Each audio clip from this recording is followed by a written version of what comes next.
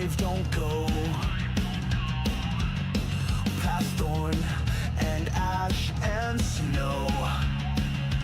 Maps are burned, but we don't slow. We fight for tales untold. Bound forevermore. Boots hit the ground like war. Shields clash, we beg for more. Hearts like thunder, breath like flame. Call our names, ignite the lore. We're bound forevermore. We're bound forever. No crown, no guide, no peace. Just storm winds off the east. Dragons sleep beneath our feet. We sing through shattered teeth. Bound forevermore. Scars are the map we wore. March till we find the core. Eyes like fire, fists like stone. No way back, no sound.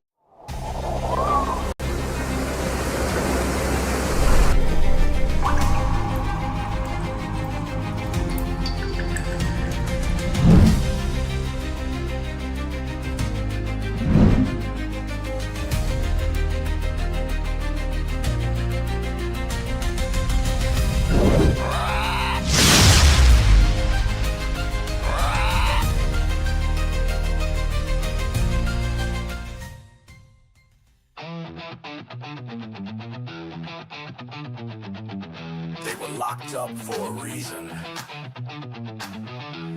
But the world ran out of heroes. So now, you roll with what you got. Kicking down doors with a holy grin. Silver tongues and a dozen sins. Wrong side of justice, right side of fate. No time to ask, we're already late. We ain't your chosen, we ain't your knight, but we shine damn bright when the world ignites. And we roll for trouble, we play to win. Out of the sails and into the spin. We're taking chances, bending fate. The last bad call on heaven's slate. Roll for trouble, that's our cue. You want a miracle? We'll do. Hey. Knight lost his banner, but swings just fine. Rogue's got charm and a five-step crime. Druids growling and warlocks curse. Clerics smiling, which is the worst. Call us mad, call us last. But we hit back hard and we hit back fast. We roll for trouble, we play to win. Out of the sails and into the spin. We're taking chances, bending fate. The last bad call on heaven's slate. Roll for trouble, that's our cue. You want a miracle? We'll do. Hey, hey. When the odds look bad, we raise the stakes. When the gods say no, we're the brakes. When the plan goes south, we smile wide. 'Cause no one rides like the ones denied. We roll for trouble, we play to win. Out of the sails and into the spin. We're taking chances, bending fate. The last bad call on heaven's slate. Roll for trouble, that's our cue. You want a miracle? We'll do. Hey. Dungeon born, maybe one or two, but fate don't ask where it found you. Roll for trouble.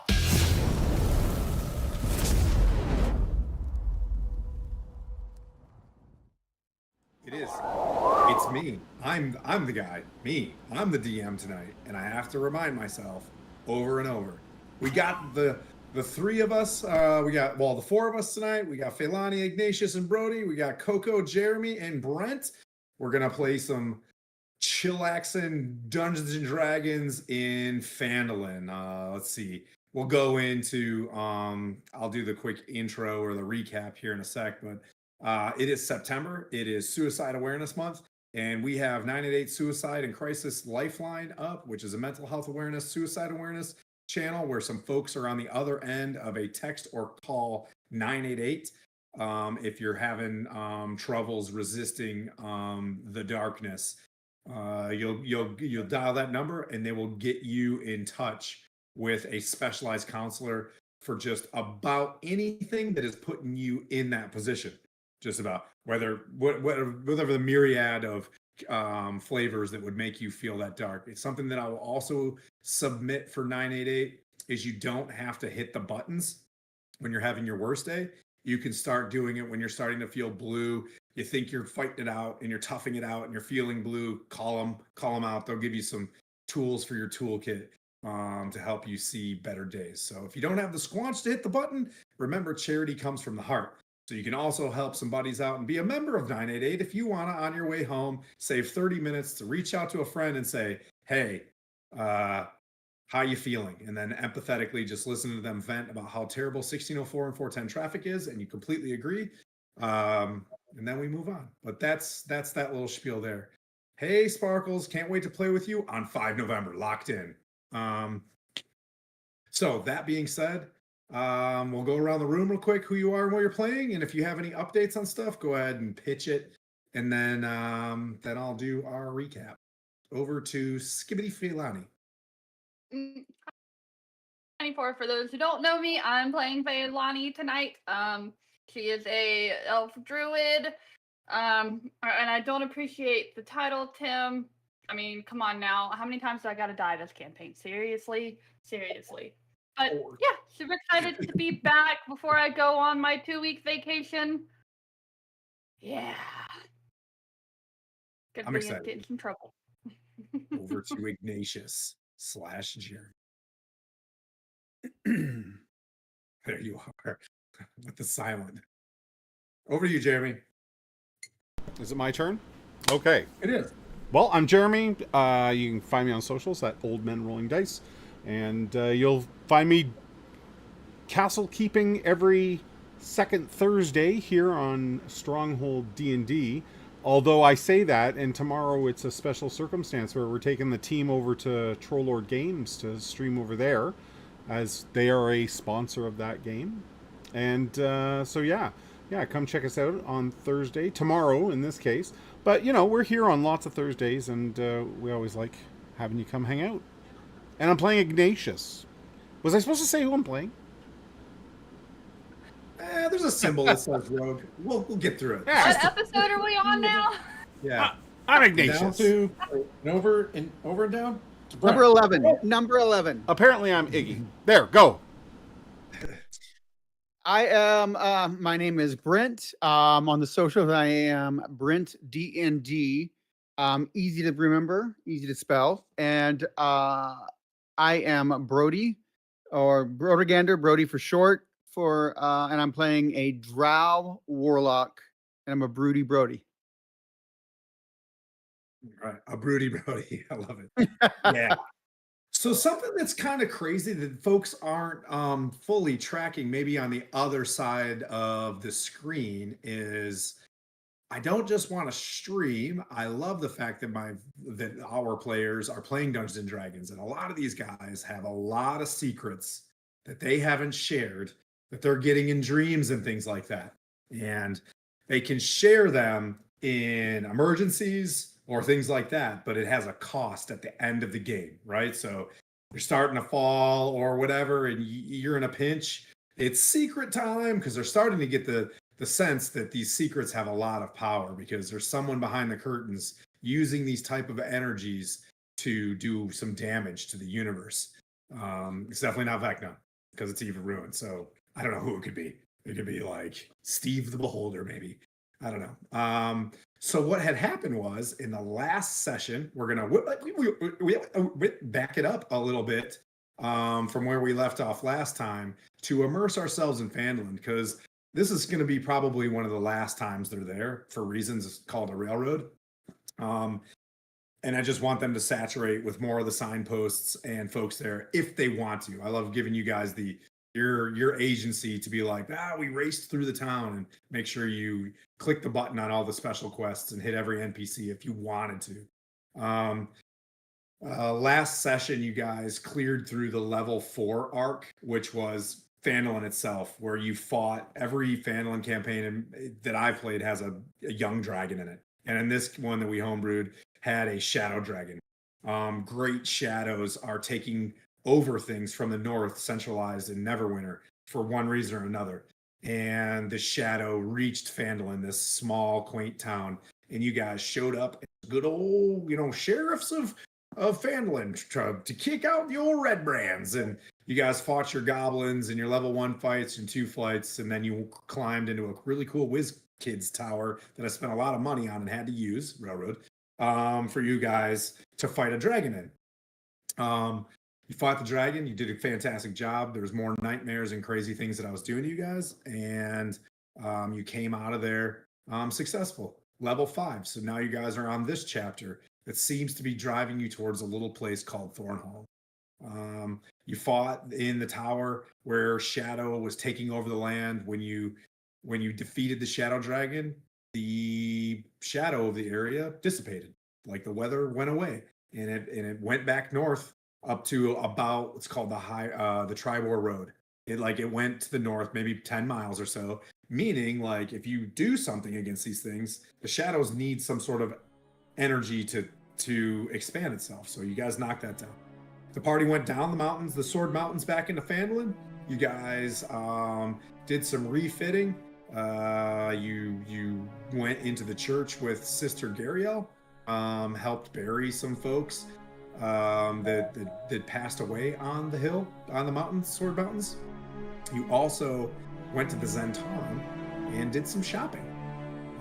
I would say, Coco, when you touched those boots did not reduce by 50%, right? Because of your curse. Oh. You noticed when you grabbed them, because they were magical, right? Your little minor beneficial trait did not pour into them. The other side of this, where we're going to start out at the very end, and now we're going into Phandalin. There's your village. It's happy. It's sunny. At the very end, a lone horseman was just beating feet down galloping down the road into Phandalin, and you saw, dressed in gray hussar, with like a teal and white dolman coat over top of the stripy buttons, as hussars wear. If you don't know, Google one. But anyways, with a bearskin Busby, charges down the road, dismounts from the horse, and what's the name of this town? It's Phandalin. He seems scarred, buttons removed, a stab wound, and then you see from behind him, it looks like a bunch of some more hussars bringing in wounded from a battle that like a very large battle. These are Waterdavian soldiers that were defeated by a great shadow army. A lot of the party came together to heal, and I believe Coco, you like brought one back to life, didn't you? Bring me back. Yeah, I did. You evanesced. Yeah, I had Revivify. one of them? Yeah. Yeah, so you're Yeah, I like, had Revivify. Yeah. and which is Bring me valuable. back to life. That's what you have to say when they come back for you. That's Oh, your. no. That is now canon. You have to sing Evanescence to Revivify. So you saved one. The hussars are like, oh, this is great. The hussars have a captain, a very dashing, dark-skinned, natural-haired, tall, very comely hussar woman with a long like saber on her side, buckled into like by her thigh and her hips, just so it doesn't rattle too hard when it's on a horse. Dismounts and speaks to you guys, takes charge of her unit. They go and collapse on that fountain, watering the horses and themselves at the same time. You get the sense that these hussars from Daggerford, the Daggerford hussars, helped the like an organized retreat to get away from whatever battle just occurred. There was a little bit of chaos. Coco, you were watching with two people. If you remember, there were two people with you inside the bar. They were watching. You can get their names if you care. So we'll start kind of there with, as we pass it off to Brody, who was up in the mountain. He was up there looking around, and then he came down after you guys, maybe a couple hours later. And you see another horseman coming from the south, coming off the Sword Coast. You see, Brody, what I'll pass off to you for RP, and I'll give you a second to think about it. You come into town, and when you left, there was those like 3 Shadow Legionnaires that you guys killed, right? You see what looks like soldiers again, but the town is kind of working with them. They're in and around them. It doesn't look hostile. You see 2 of them sitting on, a large, think of an Italian kind of fountain, a cement or rock fountain. They're sitting there in their tight hussar, sleek outfits, tight, tall boots. Their covers are off. Their mustaches are disheveled. Think of French hussars and their mustaches. They're all like, one of them's frayed and the other one's curled. You can see they're dusted. They look like white powder on their face from just blasting through the dust and fighting. Like they just finished a battle. Their lips are like powdered. And they're just sitting there with their hands cupping water up. And you see, a villager come up, scoop a tin cup and hand it to them, and they're like inhaling. Their horses are just like blop, blop, blop, drinking from the fountain as well. But you see this. There's 2 or 3 people standing next to the temple, the Church of Tyr, the Temple of Tyr. And you see on the other side of the fountain, directly on the other side of the fountain in the grass, a market is set up you know, like a garden, what do they call it? Like, not the weekend, farmer's market. And then past that is the Stonehill Inn, where you see, I'll say Fawnlin is like wiping off her hands with blood with a washcloth, as Toblin from Stonehill Inn is bringing out washcloths. You don't see Ignatius, because I'm just assuming Ignatius is Homer Simpsoning after being a good dude. Like, he does good dude stuff and then just completely Actually, I disappears. might just be using my disguise self. Like, I'm there, but I don't look like Ignatius, you know? Oh, okay, here's what we'll say. You're the little kid that is giving them water. I love that. I love that. Yes. Yeah. They're like, thank you, young lady. It's just, as you're handing them water. But Brody, that's your scene as you come forward, and we talked about what's on the hill. You can have anything on the back of your horse that you wish.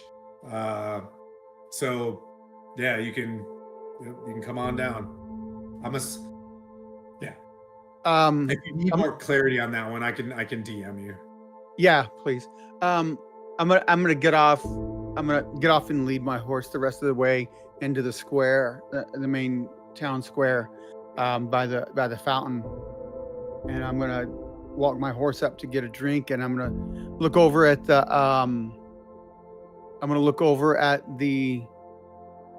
gentleman that looks so disheveled, the hussars, the shadow legionnaires. Yeah. Good morning, gentlemen. What how goes it? You don't look you look a little worse for the wear. And he spits and he's like, we are not shadow legionnaires. We are the Daggerford hussars. I've run through several of those. And he looks over at his friend, and they're bloody bastards to bring down, as he switches from French to Southern English or something. But anyways, hussars got to hussar. He's a man about town. Anyways, but he looks at you, and you can see where like the fresh water blots out his face, right? Like, you know what I mean? Like, you can see, another kind of light-skinned hussar, and the other guy's dark-skinned, and they're drinking water, and it's just like washing their face a little bit, and you can see the dark-skinned guy has like literal tears coming down from his face, but he's not crying, but you can tell he had fought them back just moments ago. Hey, Chris. That's Are what he you says. Yeah, Chris. is everything okay? Do we need to prepare for another counterattack, or are they gone for good? The battle was north of Leylon. We've explained it. My Capitan is in the tavern now, probably getting some ale. But the Legion, we only had maybe 800 fine soldiers from Waterdeep. We didn't want to intrude on Neverwinter with too large of a force, and we met what appeared to be a legion of these enthralled soldiers. They're men that we've seen, and they look at each other. We saw them fighting together in the Well of Dragon, and they turned on us. Their eyes were glazed over and shadowed. Some of them that we would kill, and they would rise again and turn into shadow. And they took Bargon, and he just starts like, and he muscles it down. And I don't know what we're gonna do, but Daz needs to get to Waterdeep as soon as possible. Yeah, there's shadows all over the land. We've lost good men to the shadows as well. Well, if there's anything I can get you, I'll open up my saddlebags on my horse, and I'm gonna move like the body that I was carrying down off the mountain. I'm gonna move it and pull out some food and rations and give them to them. I'm going to offer a cup of water to Brody as the little girl. Roll a perception check, Brody. But I would say roll your stealth check against it if you want to. I mean, we should, because it's fun. Phelan, you're also watching this. Can I use deception instead of stealth? Sure. Yeah, absolutely. Okay, I got Hey, a 15. Rob, everybody watching. Fantastic. Hey, Jay. I got an 18. I got a What'd you 15. So Yep. 15. So a cute little girl hands you a cup of water, fresh. You know what I mean? Just like, Is that a dead body, sir? Over your horse? Yeah, it is. I was we had a little battle up in the mountains, and then although we didn't kill this person, we killed some shadows, then some yetis and a shadow dragon. I don't really know where this guy came from, Who is but this? Who is this? I'm gonna go over and check it out. Oh my god. okay. Yeah. Your passive perception definitely sees a keen dagger stab in the side of the yep, you see the burn of poison or venom. I should be more specific. This is Mr. Schmobile, as formerly Schmobile? known as Old Schmobile. Yeah. Yeah. Oldsmobile? Yeah. Old Schmobile. Now you get it. Now you Oh, I'm there now. Yeah. I told you, like last game, it all became clear to me. Okay. The Hussars stood up. They stand up despite how exhausted they look, and their soldier, they sit and they help you remove the body. They lay him flat on the ground, and you hear, just someone wail in the distance as people run up, and they're just like, Geoffrey! Because we pronounce that name the way it should be pronounced in my Forgotten Realms. They're like, Geoffrey, no! And they cover him down, and they stand over, and he's got no next to kins, but I've known him my whole life. And they're like, someone go get Don John Raskin. They were friends for years in the mining business. And you hear like, oh, sugary biscuits, my boy. And he walks up and he's got his miner's equipment dingle-dangling on everything. He's like, dingle-dangle, dingle-dangle. Oh, no, I'm getting my pack off. And he's just like, not old Schmobile and Susan Baru in one day. Who am I going to go to church with? yeah, He's an old man. He looks sorry. like he was almost dead already. So I would say only you can see a very keen, you know what I mean? I don't imagine Brody wants to do an autopsy, but he did just look exsanguinated at the top of the hill for like one reason or another, but like he died of old man is what you found him. Why did you bring him down the mountain, sir? He probably wanted to be left there to rest. Well, because we don't want every time there's a dead body left, the shadows like bring it back in a very evil way. So I wanted. All the more reason not to bring it here, sir. Well, I'm sure we have ways of taking care of that here in town. My mother's likely to we're not- faint. Who's your Mother, mother? you're hearing this. You're hearing this very intelligent little girl What with all of this amazing logic.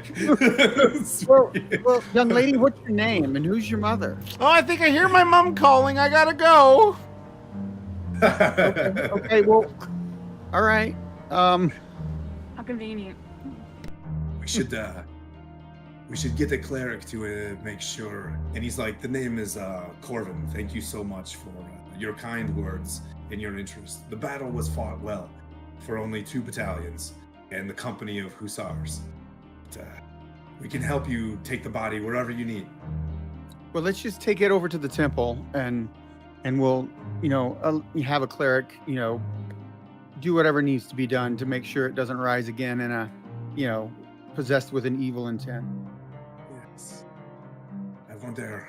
We should take orders soon from Daz, but it is kind of early in the day, or it's not quite nightfall. You think it's like, I don't know, whatever 4 o'clock in the evening is in Forgotten Realms. It's the rooster of 30 chickadees. And they're just like, they help move it. What do you plan on doing next? And then I'll go to Failani after this. What do you want to do, Brody? I'm gonna head over to. Since I'm gonna help escort the body over to the temple, and then I'm gonna go in the temple as well. Sister Gariel meets you at the temple, and she's like, Brody, I was I was nervous that you didn't make it.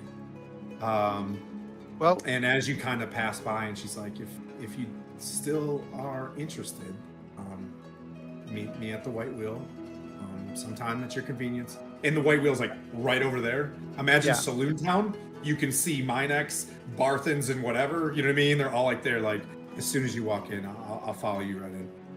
okay. Let me get cleaned up, and then I'll join you in the White Wheel.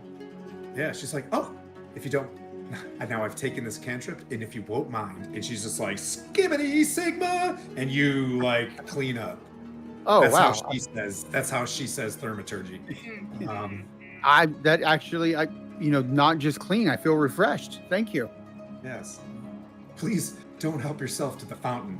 And I mean, I know that they went through it, and you're just seeing horses and dudes drinking, like guzzling water. There's probably 14, hussars, about 6 women, 8 men, hussars, all like 68, inches tall. You know what I mean? They seem like they need to be. They're like legit warriors. And if you've ever heard of a dude named Sir Isteval, a famous paladin from long, long ago, I think he might even cross in the Greyhawk lands. He's like the dude who runs Daggerford. And he's like a very martial Lord's Alliance guy. These are his overall dudes. You would have heard of Sir Isteval and the Daggerford Hussars throughout the newspapers of the war. But anyways, get you cleaned up. You feel refreshed. Feilani, you're kind of Toblin, and Anna is the barmaid. Brings you like a clean bucket of water and a towel. And she's like, gives you this look like, I don't know, and just starts washing your hands from the blood. And she's like, if you want, I can wash your clothes before morning, like free of charge. And you guys can definitely stay in the inn tonight in the president's lounge, in the Nixon room. You can stay in the Nixon room. I don't know. Yes, there was a David Nixon who used to be a mayor here a long ago. The Sir Timothy room. Yeah, it's true. Yeah. They don't know me. Well, thank you. That's very kind of you. I hope there's enough room for some of my other party members to stay as well. Yes, of course. But it was no problem. I tried to do both, but unfortunately, I could only bring one back. As soon as you're having this discussion, this taller woman, standing like 6'2", you can see the muscles perfectly like tailored to this, hussar's dolman, like absolute perfect, you know what I mean? Like facial structure, but a keen like slash that's been like healed, on her face. One eye's a little bit like, you can tell like she's got like a black eye, and one eye's like she's trying hard to see, but she's managing perfectly well with one eye. She just walks up and she's like, excuse-moi, as she's trying to walk into the tavern. She's like, Sergeant. Goes behind her, and a dude with like chevrons on his sleeve kind of moves up. She's like, excuse-moi. Oh, I quickly move out the way. Yeah. She's like, get in. Capitan Daz Brimstone. And she shakes your hand, like very strong grip. And she's like, and then she pulls off this leather glove, and she's like, excuse me. And then she shakes your hand again, like softer. Oh, very, very nice to meet you. I can help you fix that black eye you've got. Please. That is, if you want to. Over a pint. And she comes in, she sits down, and she's like, Sebastian, maps, please, take your time. And he was running up, and he's got a high and tight, like his hair's like shaved up, you know what I mean? Like this dude's sergeanting so hard. And he's got, his his Buzz Beyond clean, and he's still got like his chin strap in place. Everything, he's got a button that was loose, and he puts it back together, and he runs back, and he barks an order to the dudes that are sitting at the fountain, and they stand up, and he's like, "Requisition us some quarters," and then kind of follows in. She sits down and she throws like 10 copper pieces on the table, and she's like, "Please." She puts one boot up on this long, like a picnic table, and she kind of leans back and she's like, "If you don't mind, I'm going to need this to get through the evening and manage these rowdy hussars." No, that's no problem at all. I'm gonna go ahead and cast. All right. Yeah, I'll cast. Hold on. Yeah, I'll cast Cure Wounds on her. Why not? Okay. Yeah.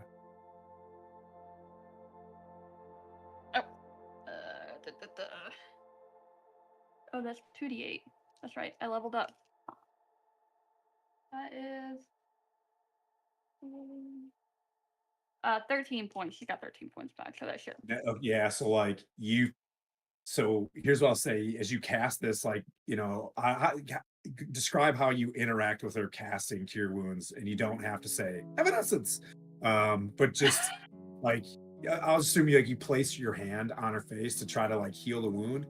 As you look down, there is a significant black stain on her gray dolman that just seeps up, and she's just like, "You will be drinking on me tonight, mademoiselle, or madame." You know what I mean? And she looks for a wedding ring or whatever, but please. She's like, "I don't know if we should relax first, or no, we should plan. Do you think that stronghold behind us, Starfort, do you think that they wouldn't mind us camping there and using it for security in the town? Do you think you could help us with this?" I wouldn't mind helping you. I wouldn't mind helping you out. I wouldn't know. I think you would have to ask, the person themselves in charge if you could stay there. But I don't think they would have a problem with you doing that, especially if it's for security.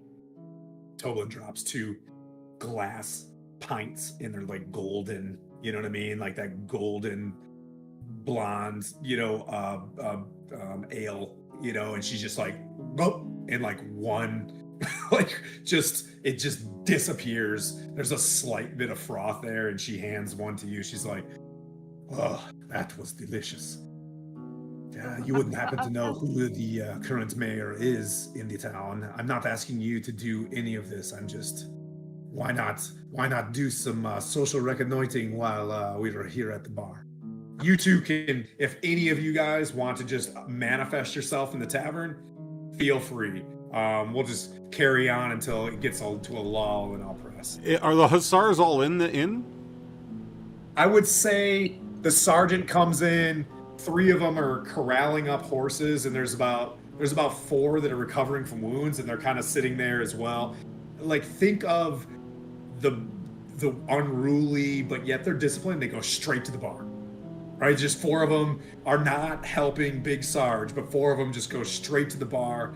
You know what I mean? And they're tight hussar pants, and just, you know what I mean? They're sitting there talking to Toblin, and they're ordering bottles of wine.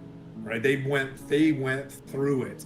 You guys can clearly tell that these dudes had a very long, maybe couple days. I'm gonna start playing the fiddle and see if I can make some money. Okay. Yeah, roll your performance at your leisure, and then we'll come back to you as you kind of plan how that's gonna go. As the hussars start getting a little bit inebriated, and I'm gonna change back so I look like Ignatius as well. I'm not the little girl anymore. Okay. Brody, what would you like to do there? And I'll let Feilani, she's talking to you, and I'll let you kind of work through us. She's talking to you of how to... She's talking to the first person from Phandalin. As far as she's concerned, you're Phandalin. And you're intelligent, you can heal, you're she doesn't know if you're a cleric or not. You're like a weird earthy cleric to her. So she's like, so when we come back to you, how are we gonna bed down the hussars. You know what I mean? Like, or where do you go with this? Brody, what do you want to do? You were left at the chaplain. Gariel said, "Hey, what's up?" I'm heading into the White Wheel to link up with Lady Gariel. Oh shoot. Okay. We're gonna get to this real quick. As you come in, I think his name was the gentleman of that was the White Wheel. That's like sitting behind the counter. Very low level key grip in this cast, but he's been there for a while. Sorry if you're a key grip out there. I too have been one. Let's see. I gotta find the book. Here it is. She opens up that room.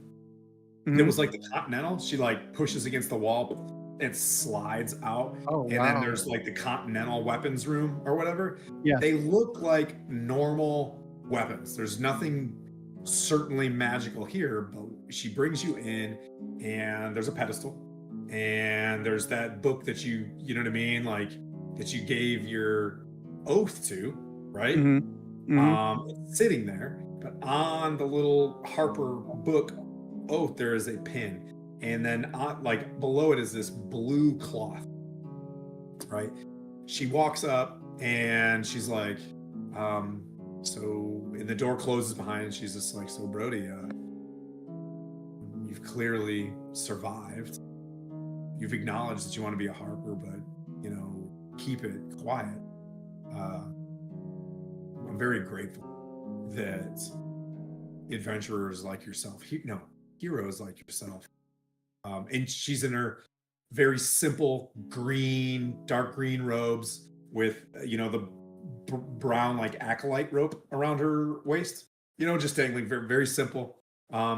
She doesn't display her pin or anything like that. Her hair is in a top knot, but like a slight sleeves thing going on where she can Right. like have some stuff, but she sits there and talks to you, and we're very grateful, and it's serendipitous that times of trouble like this bring in adventurers. She's like, I know that you're going to pass me some information that I can get to the rest of the Harper. I can tell you that whatever you did up there removed the shadow from this area. And Well, she points outside and she's like, and I don't think Waterdeep is going to be able to help him anytime soon. What do you know? no, I don't really know. I don't really understand what's happening across the land, but when we killed the shadow dragon, or we were able to take it out, and it seemed to have done something, although there's I think there's still more to this in this area. We've got to head to I think at some point we've got to head to the Mirror of Dead Men and Yes. in Thorgold and figure out what. Cara Dune is Yeah. ahead of me, and I fear for her. Well, Fear for her there. I think we'll take a quick rest. I don't know how long the others plan to stay. I haven't actually met up with them since I rolled into town a little later. They headed out before I did, after the battle, and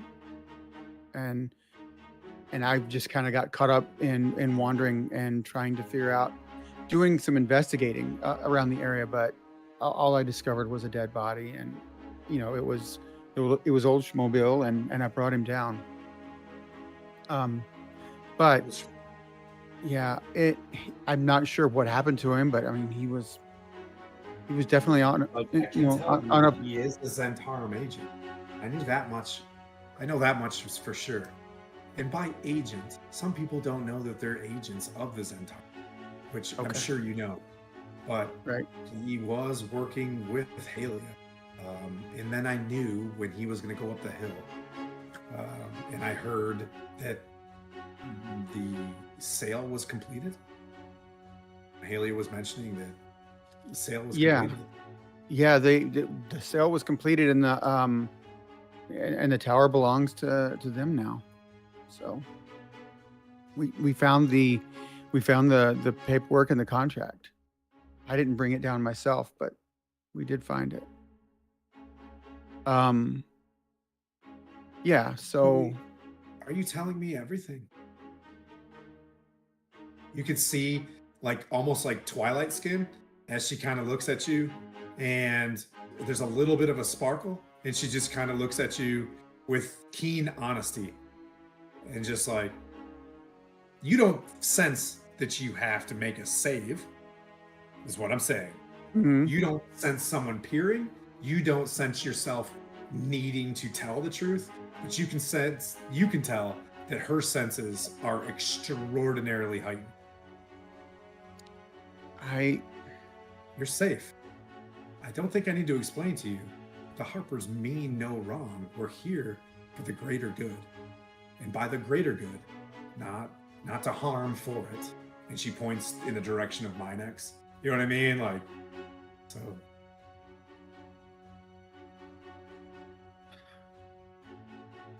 I I don't I don't I'm not sure exactly what you're asking me, or what you're wanting me to tell you. Are you you just have this air, and you can always just look at someone and tell that they have a lot. They know a lot. I don't know if you're using that for your own safety. And if you don't trust us, I can understand that. It can take some time. If there's anything that you can help us, we would appreciate it. And now, fully telling us that, was there anything else that you saw other than the shadow? And of course, Mr. Schmobile being dead. I mean,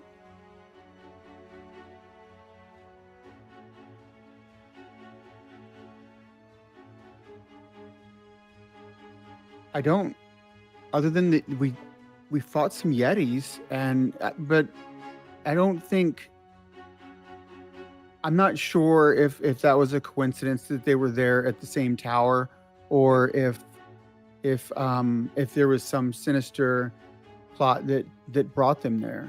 But Okay. they were I'm sure they were there with the storm, and you know, I've been having I've been having these visions in my dreams, and I'm just not sure at all what they mean, and I'm still trying to figure that out. And it's not that I'm trying to conceal anything from you. It's just I don't really understand them myself. Well, I'm here if you want to tell me your dreams. Dreams are omens. It's like, as a cleric, dreams can be omens. Are they recurring? Are they vivid? They're very vivid. I wouldn't say they're recurring. It's almost like they're telling a history. And it almost seems like it's my history, and it's hidden from me, like the full, like it's just a scene in a long history of a lifetime, and I only saw a window into it, and maybe it was a lifetime ago, but I think it has something to do with the origins of me. It's interesting. So you're unsure of your origin. I am. I don't have really a memory of anything before just a few weeks or a few months ago. I washed up on the shore near the Mirror of Dead Men, and I think that's why this story and why whatever's happening is leading us back there. It may be connected. Thank you so much. Well, we don't have mom. And she's like, she goes and she presents you this book, and on it is a pin, right? And it's got a 1 star on the harp. And she's like, from this day forth, Brody, you will be a watcher of the harpers. She's like, I hope you can continue to share your honest, as she stops there, your honest truth with honest harpers. She presents you the book, and it's got the oath in it and stuff like that, you know, and she's like, this will be yours. I can trust that along the way, if you see other harpers as you climb in our ranks, you can use this book to pass the oaths. And if you want to, you can use it to reflect on the harper's tenet. Google them. You know. She's like, for your service. And she reaches into another compartment. She grabs a ring, and the ring, she goes to pass you. I'm thinking, one sec, bring it up. Hang on, your call is important to me. As I was mentioning that, I was like, I got ahead of myself. I forgot to right, what? There's gotta be more than that. What? Oh, because I had plural.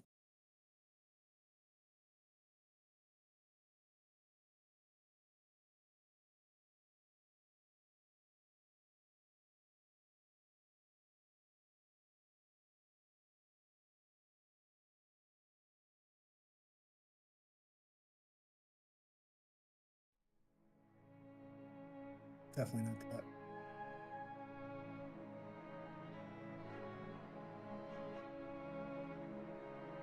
Yeah, so she hands you a ring, and she's like, it's all we really have here, but I hope you know that it's helpful to you. And it's just a ring, and it's got like a shield on top of it. And she's like, being a warlock, sometimes you're going to take some pretty strong hits. This ring should be able to protect you. Ring of protection. You know what I mean? She hands it to you. She's like, I hope this is valuable. And she's like, we don't have many of these left. And she hands you 1 health potion as well, like a regular health potion. Don't take it. I have one for you. Oh, you already got. I thought we passed that. Okay, is that the case? Last episode we bought a ring of protection and a potion of healing for Brody. Okay. Scrolling. Stand by. But Going I mean, through.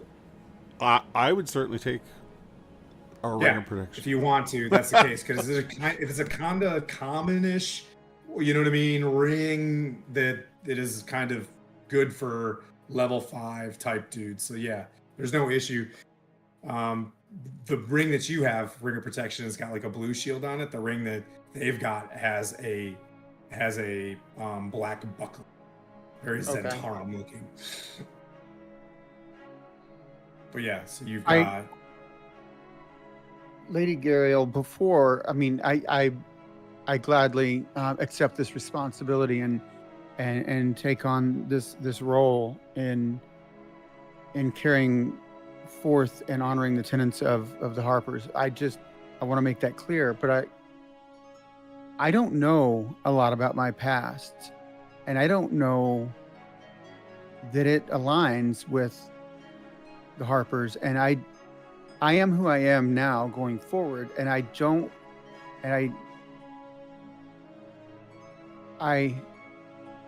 if things are found out about something I did in the past, I don't want it to bring a bad name, or I don't want to bring a bad omen, or name to the Harpers. Well, I can say, and I'm sorry if I did cast a little spell just a moment ago. You are certainly good.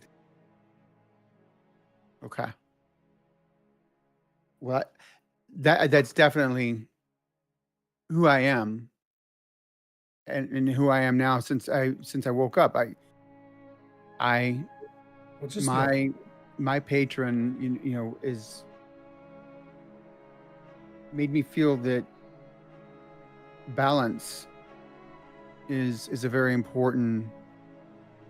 It's balance. The balance of forces in nature and in life is a very important thing to my who is your patron. patron? And she looks at your bracelet, and she's just like, Mhm. who is your patron? Um, he is Jorgamander, the world Oh, serpent. an old guy. She's like, it's very interesting. Jorgamandir at play. She's like, if you don't mind, I'm going to pass that to Silvery Moon with haste. Lady Illustriel, she's back from Sigil for a few rituals as the Eldritch Knights have just returned. I want to pass her this message. There was a battle with a Kraken recently that was defeated. Slarkrathel? I wish I could clip out of some sort of like degree for remembering Slarkrathel. But anyways, like Slarkrathel the Kraken was just recently defeated. The information was stating that the Kraken was holding back Jorgamandir from the balance of the multiverse. That's interesting that you've now just discovered yourself with Jorgamandir's return. I wonder what else is returning. And we'll pause there. Okay. We'll let Jeremy finish phoning stuff. We'll go back to Phailani. Phailani, you, and then we'll go to Ignatius. Phailani, you also notice that those two other individuals are the other two patrons of the bar. There's a man and a woman. The man has got like a large brimmed, cowboy hat, much like that. What's his name? The Cad Bane. Got the Cad Bane hat. He's not Cad Bane, but he's got a Cad Bane like hat.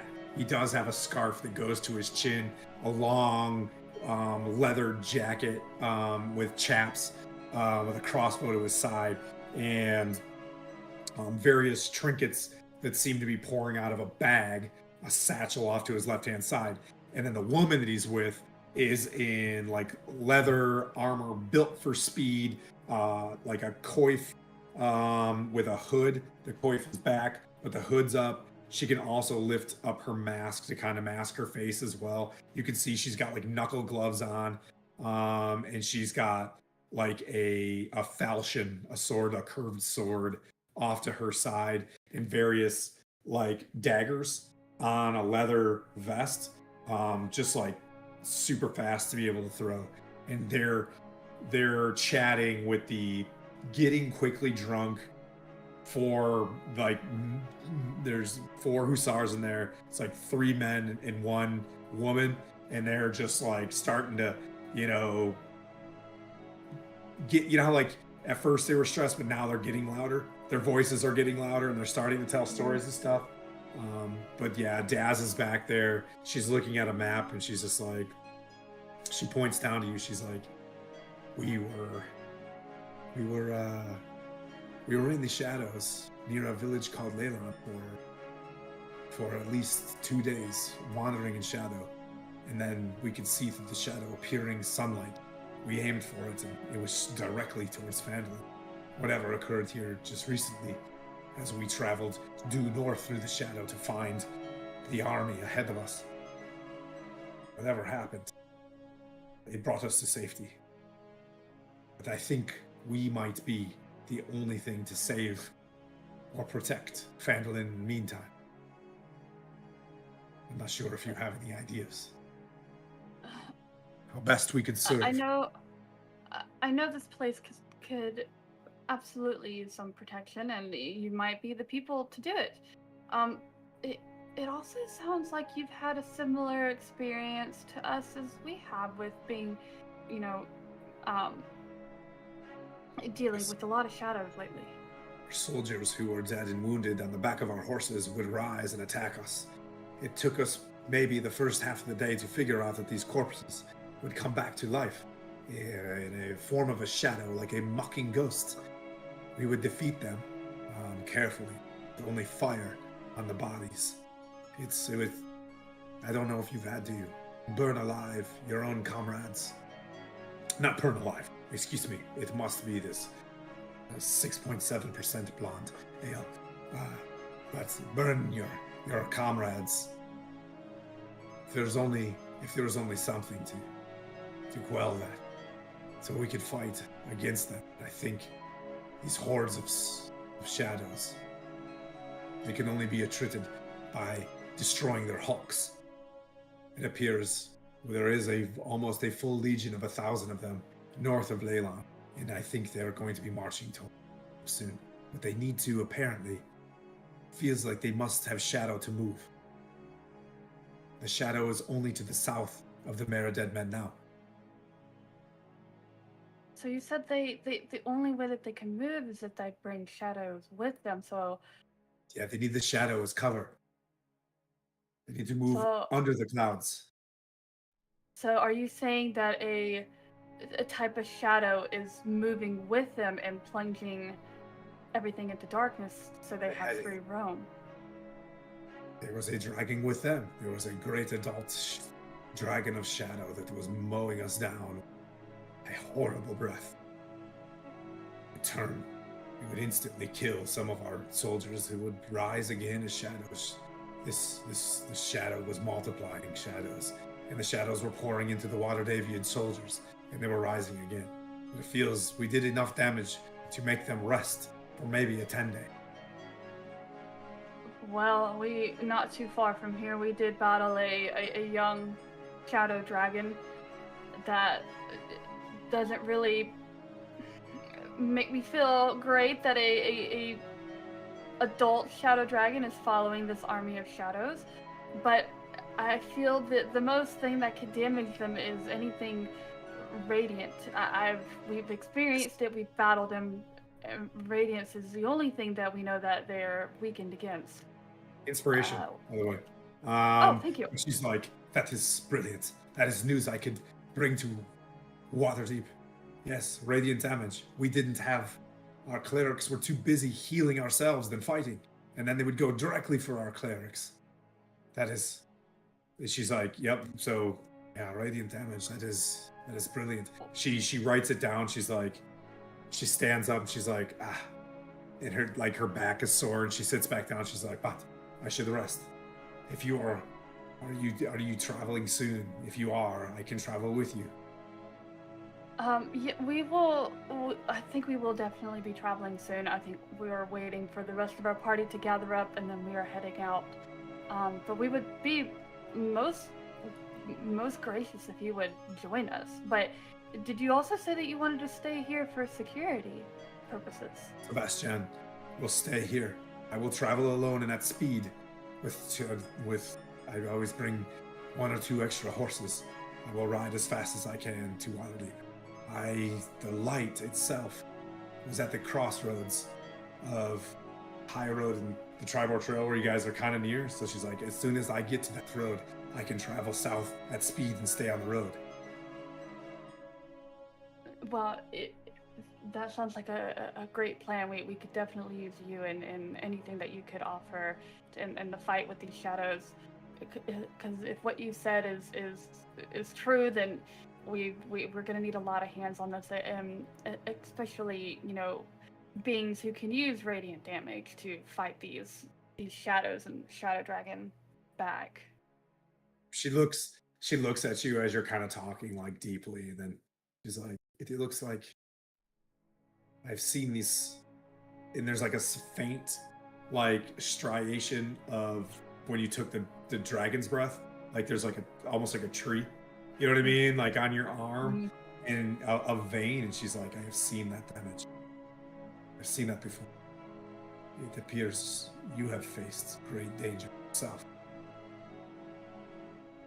Yes, we have come across our fair share of shadows, and like I said, the young adult shadow dragon. I was fortunate enough to be brought back after dying a couple times. They are horrendous foes. They suck your strength. suck you dry. They My sergeant chef was. I watched him age before me and fall over as his body was wilted by one of these shadows. Mon Dieu, yeah. I've also been at the other end of one of our traveling group ended up not making it, falling from a shadow, and his shadow coming back and attacking me. So I have been on the receiving ends of everything that you have told me. Whatever creature is behind such a dastardly thing to do against a player character must be a huge douche. I can't believe someone would do that to you. And you would show up every Thursday, I presume, for such abuse. And she grabs like a ceramic jar. You know what I mean? And she pours, you a glass. She's like, to survival. And maybe a dungeon master that is more aware and doesn't kill you every evening. And she clinks it. I'm just kidding. She doesn't know. However, this dungeon master may be, I hope he gives me Oh, something that can my armor class. Yes. You are very brave. And thank you for the information about the radiant damage. I can ride ahead to the Cathedral of Waterdeep, and we can get our clerics ready. Maybe set something up to ward. Waterdeep is very powerful, but if we can get our clerics together, maybe we can set a battlement against this shadow. But in the meantime, I think maybe you and your friends are all we have to go to Thornhold and stop this tide. When we traveled through Thornhold, we felt a strong presence, like emanating the clouds from. With our job was to make it to Neverwinter, based on this Lord Neverember. He gave us guidance. He met us on the road, and he told us, like, yes, this dread Lord in Neverwinter is taking over the city with martial law. Of course, as a ruler of the Lord's Alliance, to listen to Lord Neverember. I tell you, going to Thornhold, it gave me a bad vibe. I too feel that there's something there. Maybe Lord Neverember is in danger. Well, that information will definitely be passed along to the rest of our party members. I feel like they need to be in the know of that as well. If you have such a sinking feeling about Thornhold and all the dangers that it possibly could possess right now, we definitely need to have everybody aware so that we can plan for when we do travel there.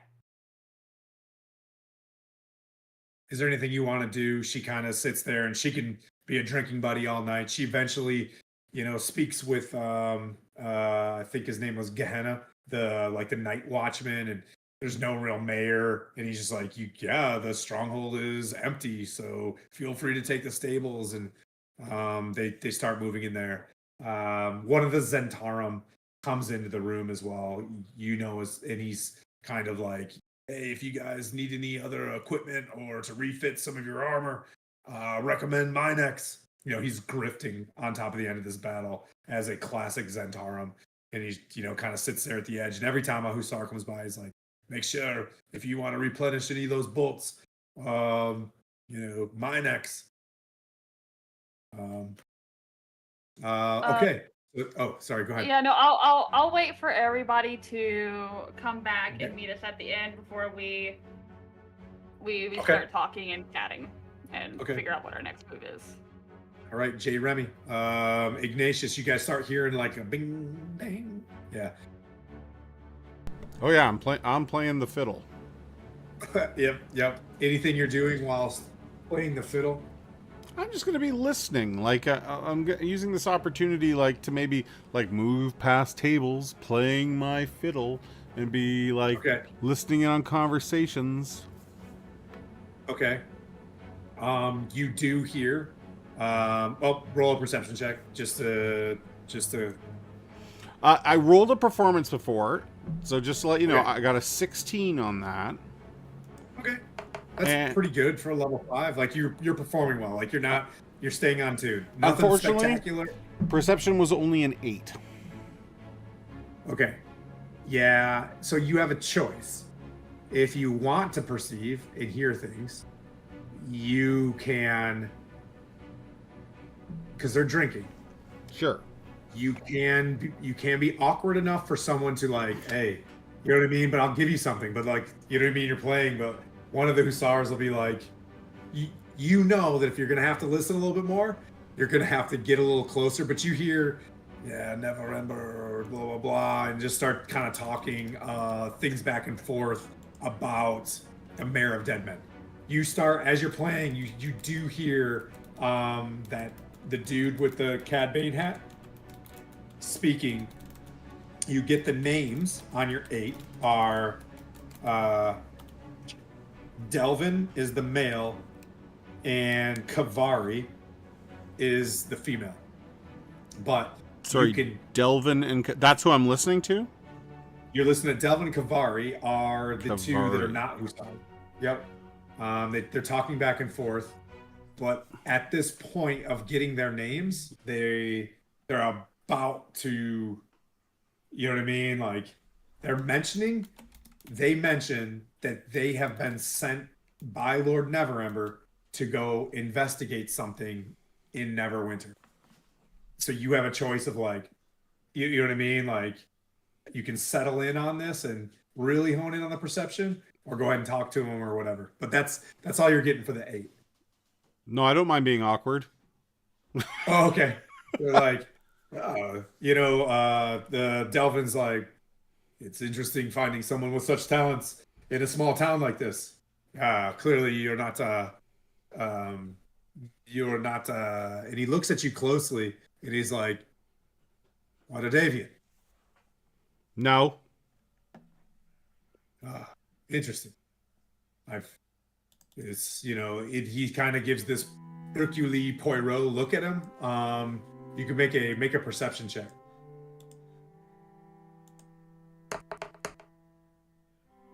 12. Nice. The way his kit bag that looked like it had a bunch of loose trinkets in it, it's just full. There's things like a magnifying glass. There's things like a lantern and stuff like that. Like he's definitely does keen searches on things, and he just looks at you and he's just like, no, oh, you're not Water Davian. Of course, your secrets are good with me. Would you like a pint for your, you know what I mean? Instead of tip, would you like a pint? Okay. If you keep singing, though, this wonderful Water Davian tune. Actually, your performance check, 16? Yeah.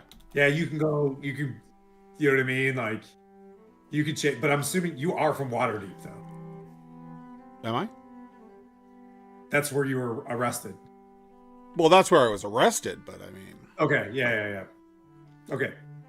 Yeah, What I'm doing here is like, I don't mind. He's making clues as to how you're dressed and things like that. But is Delvin a hussar? No, he's wearing a long, gray, like rider's jacket, like leather rider's jacket, and he's got that big Cad Bane hat. Oh yeah. I know who you mean now. Sorry, I didn't know he was the one with the hat. Okay, I'll say to him, where are you from? It's a fancy hat. The name is Delvin. I'm an investigator from Neverwinter who was on investigation in Waterdeep, believe it or not. What? My I'm sorry, friend investigator. Like Kabali, you're police. You're some sort of law enforcement. I don't know what these terms are. These terms in Forgotten Realms? Yes, I've worked with a Law night enforcement. watchman. The watch. You work with the watch. Yeah. Yes, I support. My anybody fiddle sort who of gives me screeches to a business. stop. Yeah. Vandalin's a lawful good town. You know what I mean? Like, but they're like, yes. He looks at you like, yeah, why would I not be a Texas Ranger? You know what I mean? Like, that's what everybody wants to be. But yeah, he's like, yes, I'm an investigator for Waterdeep. The Lord's Alliance requests me ever so often when there's something keen to discover. In this case, I'm on duty for Lord Neverember himself.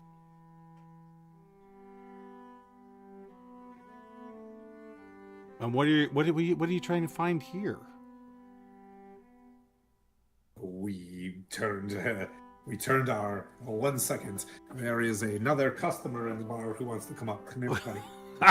Yes! Yes! Yeah, he's like, this is my super sleuth dog, Chippy. Uh, so he, I lost track. Yeah, so yeah, he just lets you I asked him. know- I asked him why. What was your question? Like, why is he here? Oh, yes, I was on my way north to Neverwinter. This great battle was moving ahead. We broke to the right to head to this town, to Phandalin. We knew Leylon. Leylon was overtaken. That's where this Waterdavian. We traveled north with them, and then when they met contact, we came back to Phandalin. Oh. Stop! Why are you trying to type? Just sit here. Be a dog. Gosh, why are you doing cat things? I'm sorry. Look at me. Like, How dare you, sir? you? How Yeah, dare how you? dare you?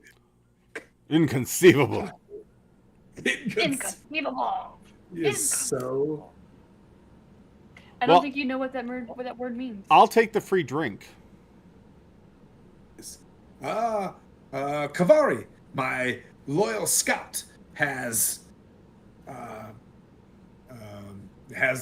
and she pays in coin and passes it off, and then 2 mugs of ale come forward. He begins to talk a little bit more, and he's like, I think the hussars are there. They're like, I think we want to make it through the Neverwinter Forest. Maybe that's our best passage. We know Neverwinter River is in there. Does anybody know any safe passages, or is there a place to stay in the Neverwinter Wood, or how to get through there? And that's his plan to get to Neverwinter, and that's kind of his concern. Sounds like you need a lumberjack. Yeah, that's true. I wonder if there is one in this town. But anyways, interestingly enough, Lord Neverember, he's drinking. He's like, wants me to research mausoleums. I have no idea. Mausoleums. Mausoleums. Something about the truth of who the Dread Lord is, and truth that Never Ember is part of the royal family, or something along those lines, to prove that. It sounds like I a have to go kook. to the- Oh, and he's like, and he opens up his pouch, and he's like, a kook with coin, and he looks at you with the outfit that you're wearing, and seals it, like, and latches it and buckles it and then tightens it to. Oh no, his no. Your purse is safe here, sir.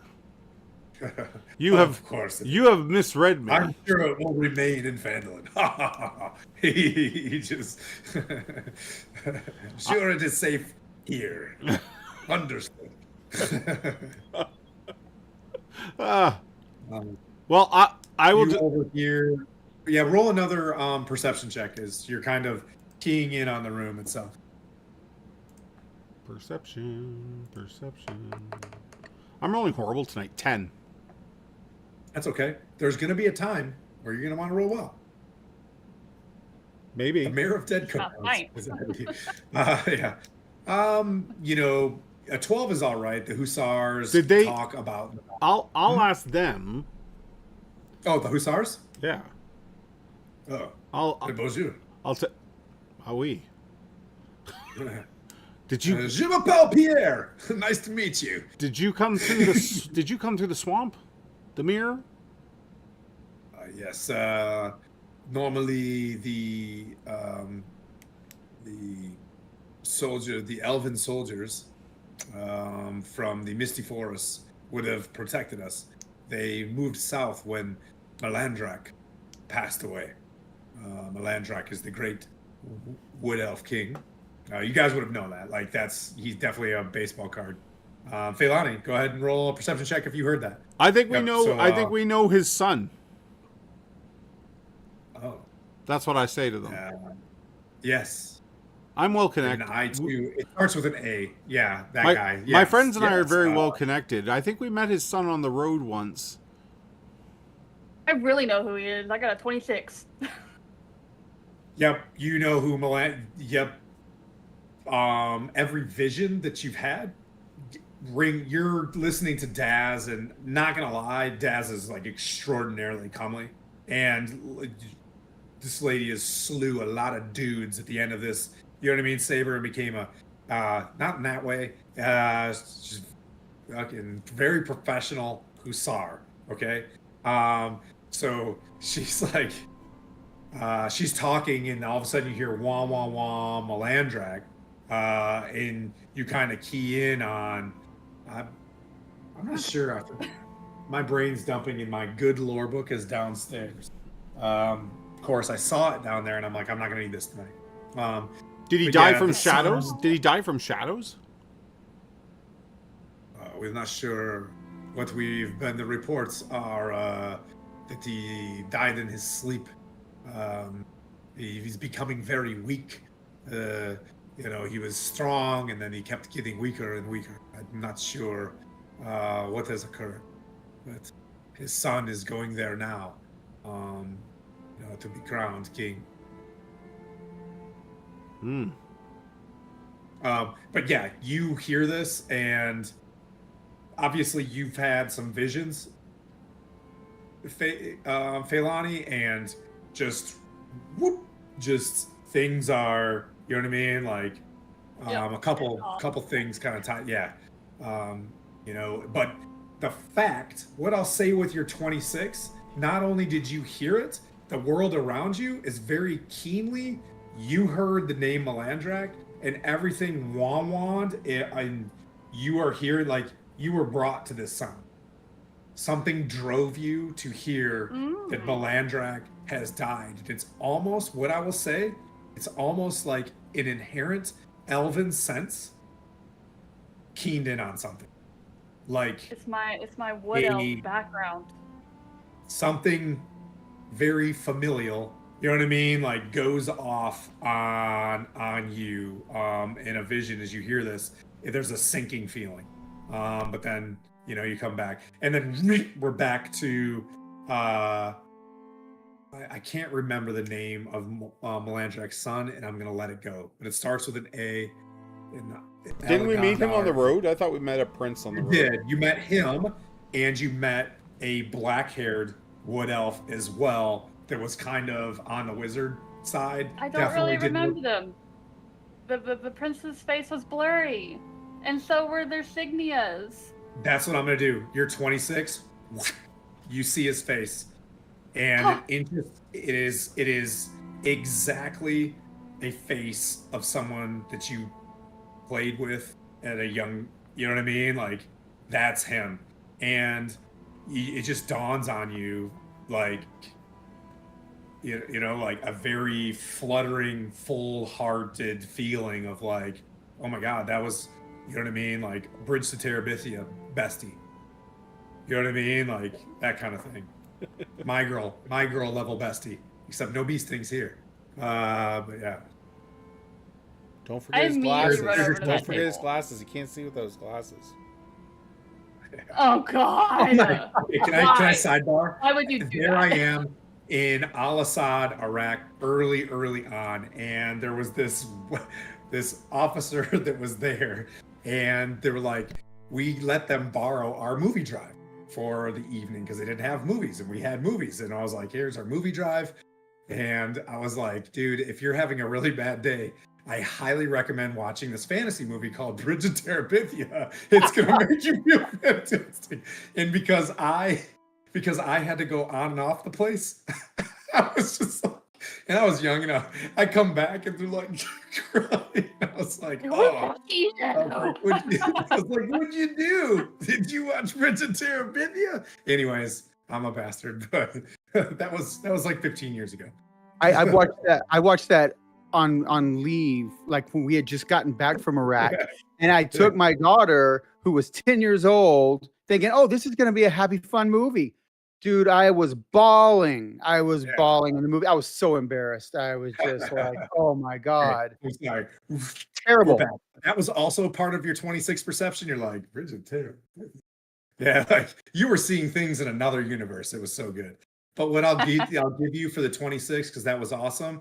I revealed the face. What I will say for certain, the elf with the black hair is you see the male, and I'll give you the name. Probably on break, I'll look it up. Oh, you don't have the name, but you recognize the face. That's what I'm gonna do with this. That's what keys off. But the guy with the black hair and the darker green robes, elven style, his face is like deliberately as he goes by you and looks, his face is deliberately blotched out. But I can see the I'll also prince's say face his now. skin tone is no longer wood elf. It is like dark purple. Oh. But I can now see the prince's face, and as soon as as his memory and the signias and all that come to mind, I'm now remembering someone from my past that I used to play with. Correct? Yep. I'm immediately running over to that table. I'm uncomfortable that Feilani arrives like that. He's not there. He's not there. He was the elf that went by you. Your memory now. That was him. He's long gone. So that you can't just go chase after. When they said his name and I heard it, I run over to the table. Yeah. You heard Melandrak, not the son's name. I can just feel the fun. Right. Well, the king. I can just feel the fun of the conversation drain away as Feilani comes over. Oh yeah, the charisma. They're like. I'm immediately I immediately put my hand on the side of his face and push him aside. Ah! Your value, if you were to go to an auction, your value is just reduced by 50% from the Zenton. You're hey. So you cannot be sold in the human traffickies today very well. But anyway, so you walk up and they look back and here's how I would describe. Oh, nice. Oh, well, the Link 360 gotcha. Yeah. So there's a little. If you minimize the Link 360 to do the tab that's this big, have you minimized it? So if you go, the hand, unclick the hand. It won't do that anymore. Okay. You see the little hand? It's next to Yeah. Okay, you guys and your fancy cameras. It reminds me. But I run over and I say, Melandrak, you said he died? Yes, he's not our king, but God save, the king is dead. When Feilani pushes me over, puts a hand on my face and pushes me to a side, I'm gonna fall into the Hussar's lap and pickpocket him. Okay.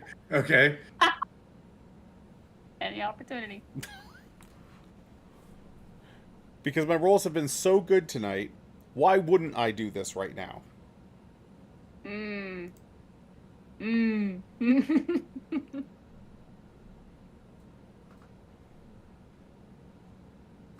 Oh, man, fandom. Go ahead and roll your sleight of hand. Oh my gosh. 25! Yeah! Yes, you pickpocket 11 gold worth of just copper pieces. That's a lot of gold. That's like a bag. Yeah, it's heavy too. Yeah. You know what I mean? Like silver. Fine. But it's a pretty hefty bag. The dude kept it on him. But here's what I'm gonna say, Ignatius, because it's you. Hussar's pants are super tight. Oh. Right?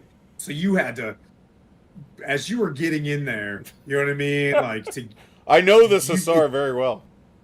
You definitely you've downloaded all of the code. So you are part Hussar now. And Alagarthas, but you haven't heard that name. But anyways,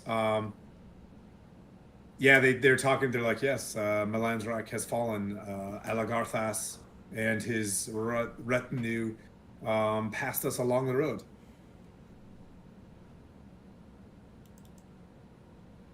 Do you, You said he passed you on the road? Yes, we You know what departed. for? They must have departed Waterdeep like a couple days after you guys, and would have also passed them along the road. They were moving as swiftly towards the Misty Forest. Here's what I'm going to say. This is the Hussar, right? He's drinking, and at this point he's like, you've got the 8 comeliness, and he's like, yeah. And he's like, would you like a Eight drink? comeliness. As a classic soldier, he's like, would you like a pint of ale over this discussion? I have more than 8 comeliness. Do you see me? Yeah. Is it not you personally? Your character, I thought, is a 9. No. He goes like this, and he's like, oh, Charisma. maybe Low this is a 9. charisma, but it's because she's a pain in the ass. That's true. She has a grating personality. She looks she's like, fantastic. Well, you are at the perfect height of my ass, so I wonder why I have a lot of pain in my ass. Oh my god! But he says, You. Speaking of which, I would like to know: is Mr. Allegart? Is his last name Ass? Garthas. Yeah. Well, they Mr. didn't mention the Allegart? name. Yeah. Mr. As he looks down, he's like, "Excusez-moi," and he's like, "You're a little too close, my small friend." Yeah, you need And he kind of, you need He better doesn't have hygiene. boundaries, I'm sorry. he's like, "I was just in battle. I smell like war. Some people would be happy about smelling like war, but some people, Vokath, do not want to smell like." He's like, "I smell like battle, la guerre." And he pours like a drink, and it's just like sloppily. Yeah, Pours I'm across slipping the- away the with his money bar. at this point. Huh? I just slip away with his money at this point. Okay, yeah, you walk off. Anything else you want to ask, Leilani? Yeah. So you said the group was heading to the Misty Forest. Do you happen to know why? To be king, Elagarthas must receive the crown, I presume, of Misty Forest. We would be obliged to escort them as it passes by Daggerford, but we were on duty to be the vanguard of the army that was moving north. I know this is a lot. This is why we're having a slow RP now. Well, I just need to. Do you know really all that much about the prince himself? I'm having a hard time remembering. Capitan, you are very well renowned. You've gone to the Misty Forest yourself. And she stands, you see her, her head's kind of down, and you see her in quiet contemplation. And she looks up and she's like, the Misty Forest. Yes, I've been to the Misty Forest. She's like, please come. I'll Like go a there. silver plate of food, the classic cheese, and a wheel of bread, sits down, and with some sort of broth to dip in, and kind of sit down. And she's like, yes, how can I help you, Misty Forest? Are you is that where you hail from? Yes, that's my home. I lived there all my life, and then I traveled out to find text and scriptures on these 2 magical artifacts that I'm trying to find. And of course I was caught, and I can't lie very well. It's not in me, and I was imprisoned, and then that's how I found myself with these hooligans. And I point at Ignatius and the other party members around. But when I heard the king's name, I had a memory, I guess, become clear to me. So, but I'm wondering, I'm just really curious about this prince that is going now there to be king. Alagarthas, a hero of the Well of Dragons, brought the elven knights to fight in the Well of Dragons for his father, brother of Nerovane, the scoundrel who was found working with the dragons. Alagarthas now is the heir to the throne after Narrowvane's demise in the previous campaign. So I don't want to get too far into lore, but Lagarthas will be crowned king if he can only wed. It is a rule. Why have I never heard of his name before, but I hail from the Misty Woods? I'm not sure. That is strange, and you get the sense that you can roll a perception check. Oh, okay. Not using you. An 18. Yeah, you get the sense that whatever is occurring, you might be deliberately kept away. You know what I mean? For some reason or another. Your 26 goes, wait, he's supposed to get married in order to become the king? You know what I mean? Like, and you get that, like, your side of this is like, you know what I mean? Like, I've clearly been absconded from this path and been led down another path. Maybe, you know what I mean? Deliberately. Well, I appreciate your help. Yes, of course. Maybe along a break on our journey, I could travel to the Misty Wood just to kind of catch up on all the gossip and everything that's going on there. I feel like I've been away for too long, but that tends to happen when you're out adventuring. If you are ever passing through Waterdeep on your way, or Daggerford itself, you have a room with the Hussars. Our barracks are open to you. Oh, well, thank you. That's very kind of you. Yes. Well, let's see. Brody, you're back. You're still back with Sister, our Lady Gariel. You know, she speaks to you about the Harpers. She, before she leaves, Thornhold is where you're going. It is currently ruled by or owned by the Margasters, a very rich scoundrel named Jero Margaster. Why am I still speaking in a French accent? Jero Margaster. This is my Lady Gariel voice. She's the barracks bunny. Yeah, that should be a CR 15.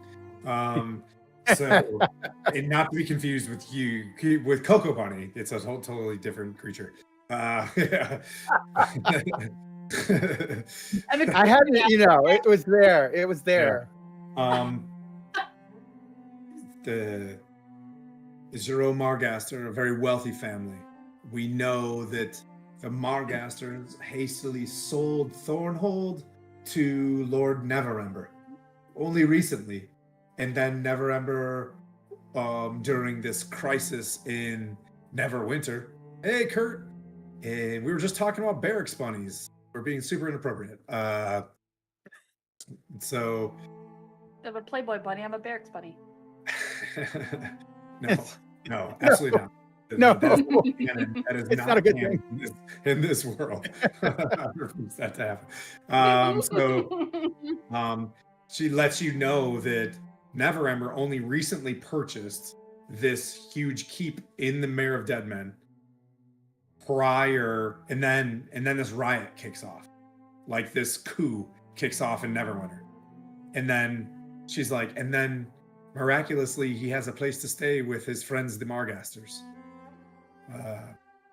I think it would be wise for you as a Harper to pay keen attention to what the Margasters are up to.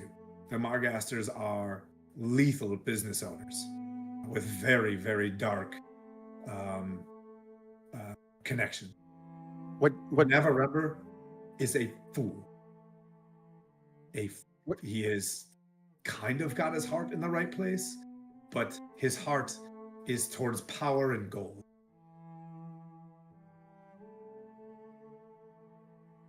I have a Springer Spaniel licking my feet right now. It is very hard to keep this accent going. It's a beautiful dog. I just hope my feet are What- clean. I don't know if you're telling me my feet are dirty, if they're, you know what I mean, if you're just being nice, but I'm trying to get the right vibe. What kind of industry or businesses are the Margasters in? I can tell you that it would be nice to find if they are tied to the Zentarum, but their money comes from real estate deals and just power grabs and things like that. They'll do Okay. just about anything to make money. But owning land and resources, shipping lanes. There's rumors that they've been dealing with the Yuan Ti all the way to Chult.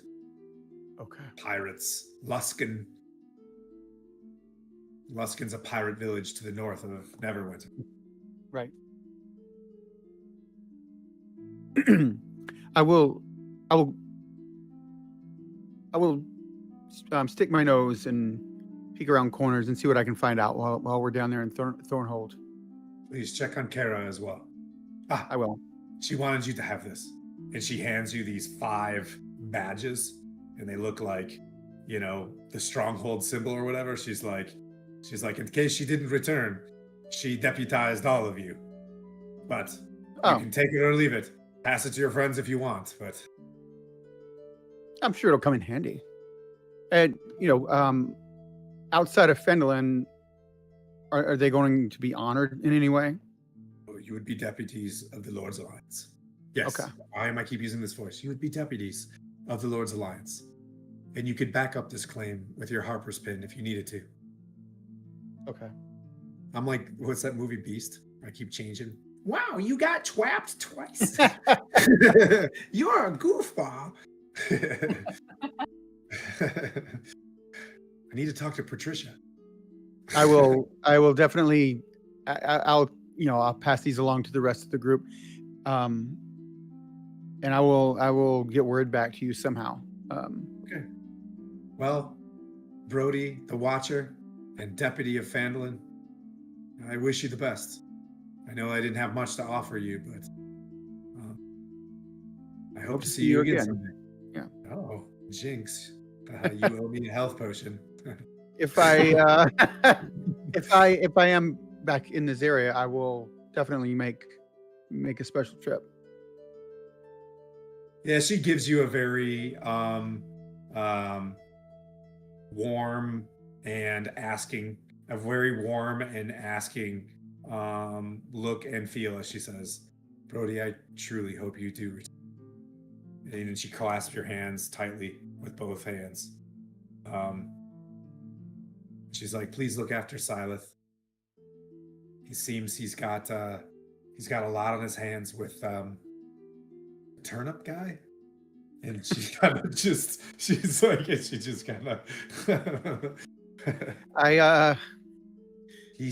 like a weapon. Use him wisely. I will. He's very charismatic. The turnip knight or knight of turnips. I'm not sure how he styles himself other than the twice blessed knight of turnips or something along those lines. But sure, yeah, we all have our hands full with him. Okay. But he really is good.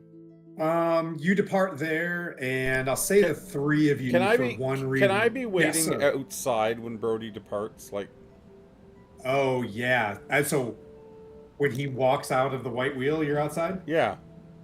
I just want you to roll 1 level of whether it's an investigation or a perception or whatever you want, because that almost feels like a passive. Hmm. You want me to do For that? me?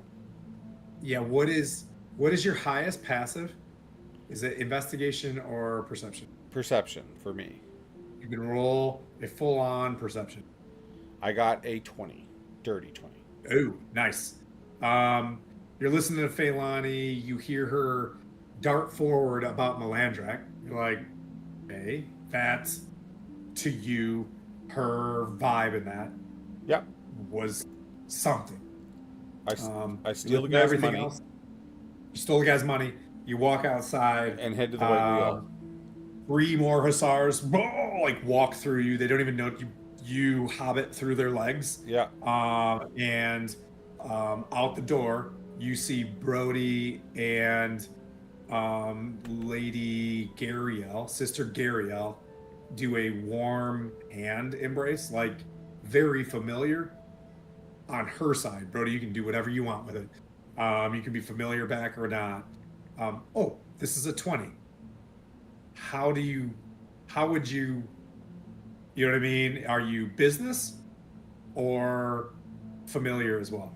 I think since we're outside of the white wheel, I'm going to accept it like graciously. Yep. But almost like I appreciate the blessings that you're giving us for our journey. Moving on. Yeah, you're like, yeah, okay. Yep, so you see that exchange, but you do get the sense, because you know what I mean? You get the sense that Lady Gariel offered visually feelings coming out of there, which you don't know what occurred in there. You know what I mean? But you saw her looking longingly, is the word I want to use. What would you like to do, Ignatius, with that information? Doesn't mean he was looking longingly. Yeah, no, I don't let on at all. Like, I'll come over to, I'm going to walk over to Brody. I'll wait for him to be finished with her, because I don't want her listening in. No problem. It is becoming dusk. Perfect. The sun is halfway down. Over I am the Mountain. darkness. I am darkness. Brody. Black, green, white letters. Why did you bring that corpse down here? I mean, every corpse we see turns into shadows. I know, but leave it up on the hill. Well, they make their way down and they create more shadows. That's the last thing we need. Yeah, but if the body's here, people start asking questions. Well, what happened to the body? I'm going to look around. I had to kill Schmobile. Oh. Why? What happened? I mean, I think he was connected to the Zentarum. Does that have anything to do with it? Oh, he was totally connected to the Zentarum. Okay. All right. He knew too much. He had to go. Okay. Well, you know what? Let's make it official, and I'll hand him his badge. You'll hand me his badge? I'll hand you your badge. What? This is from Cara Dune. She left these. There's five. One for each of us. We're official. You don't have to wear it. It's like we're part of the watch or something? No, I think it's deeper than that. I think it's more. We're Knights of the Lord Alliance, or not knights, but like. Oh, I am not a knight. Deputies of the Lord's Alliance. Like law enforcement. Well, yeah. Do I strike you? Look, you can just use it as if you ever need it. I'm not telling you to wear it out on your lapel. Oh yeah, like a get out of jail free card. Yeah, that's all I'm saying. Okay. A second time. Good thinking, Brody. Good thinking. I see. I was worried you'd gone soft there on me, but I can see that you're on the up and up. Yeah, of course. But yeah, so we did the favors for them and escorted them, from all the way back from Neverwinter and got here and or Waterdeep, and we got here, and I think it was as part of the repayment, and when we did our little mission up in the mountains, that Cara Dune decided to leave us these badges if we chose to take them, and they Lady Gariel handed them off to me and told me to pass them along. Super. Do you know where the body is right now? I don't know. I mean, I think they probably have a special ritual they do to keep these things from coming back as shadows. Maybe they burn them. They're not. You don't think they're gonna be able to figure out who killed him? I doubt it. I mean, if I brought him, I'm you're part of my little group, and I doubt they're gonna think that we had anything to do with it since I brought him back. Okay. I mean, if we had anything to do with it, the last thing we would do is bring him back, right? Right. I agree. I have a potion for you, and I give you a potion. I mean, I give you a we potion of fought off healing. all kinds of people. Oh, okay, thank you. And we fought off all kinds of bad dudes and creatures up there. Who knows what happened to the guy? Okay.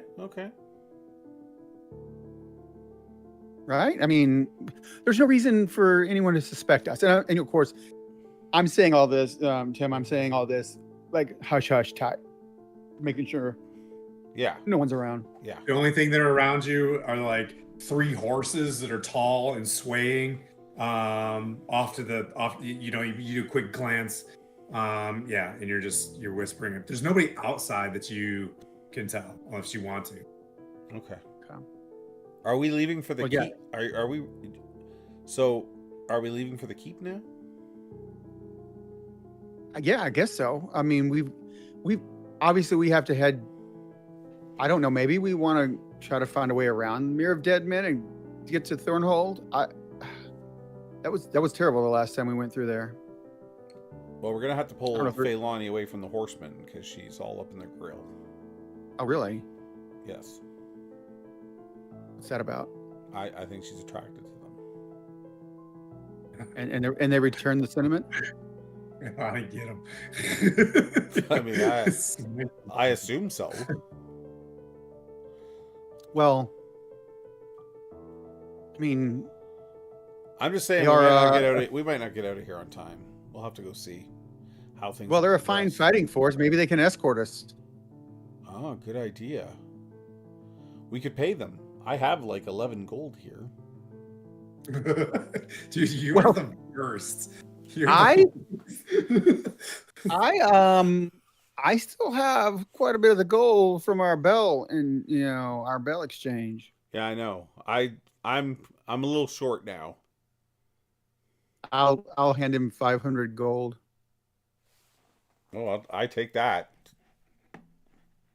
Oh, we can totally buy these hussars then. Maybe if I write them a song, they'll come along. Maybe that's all it takes. And plus, you know what? I think first we should appeal to their honor. They take that very seriously. Do they? They seem to, from what I saw, and the way they talked about You their hear fighting. distant, like well-tuned, like rugby songs going on in the. You know what I mean? Like they're all singing very well, and it does. You know what I mean? Like they're going through like their normal. Can we hear skit Can we hear Feilani singing from in there too?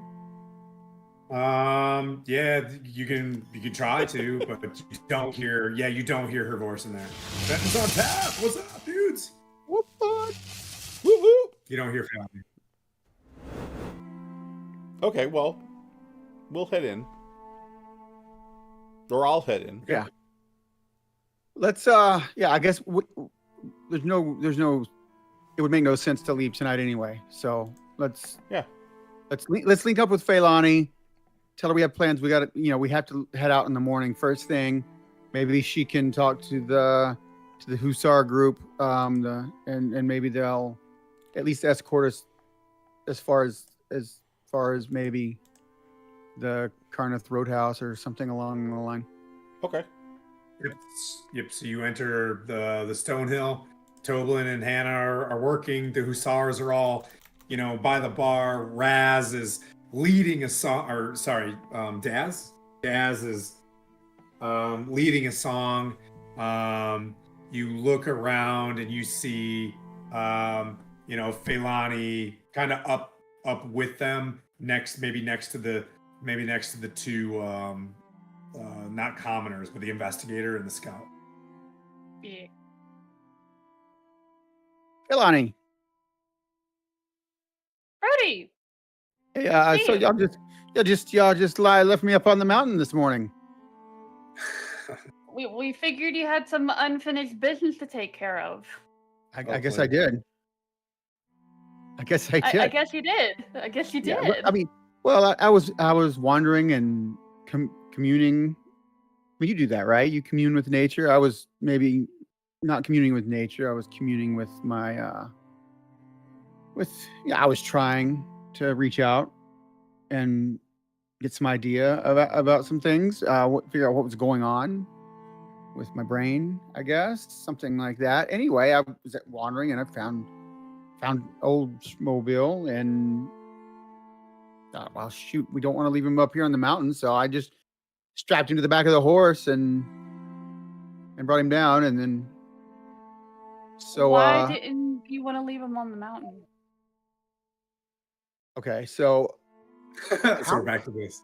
here we so you That's remember what I every time asked there's a him. dead body, every time there's a dead body, it turns into a shadow and then tries to kill us, and we start getting our strength drained, and I But figure did a he look shadow like makes he died from a shadow? huh? Did it look like he died from a shadow though? I don't think so. I think he had just died. I didn't know at the time what caused his death, and so I saw I the just wound. didn't It wanna looked like leave him someone up there. stabbed him. Oh, okay. Oh. So you guys are together in the. Okay, there we go. We're all together in the tavern. We're talking. The moment is now. Yep. All right. At any rate, there was, who knows who stabbed him up in the mountains. It could have been anything. Exactly. There's a lot of crazy people up there.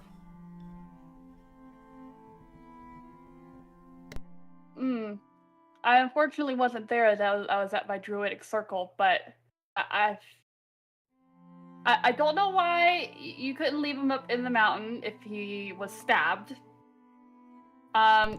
Because as we've seen, what happens with shadows,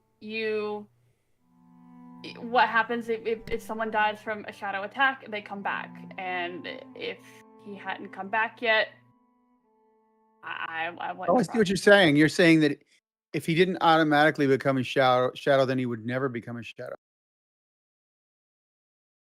My point exactly. Well, I wouldn't know about that. I just have seen dead people come back as shadows. I didn't know there was I thought there was like a delay maybe. I just thought maybe what if the shadows found him, if they could do something about, there's a dead body out there. There's a possibility.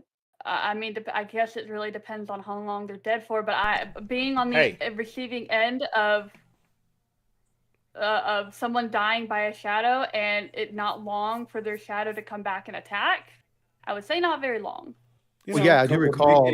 Make a nature check. We're all learning here. We're all learning here. You have an inspiration, don't forget. So the next body we find, we'll just leave it on the mountain.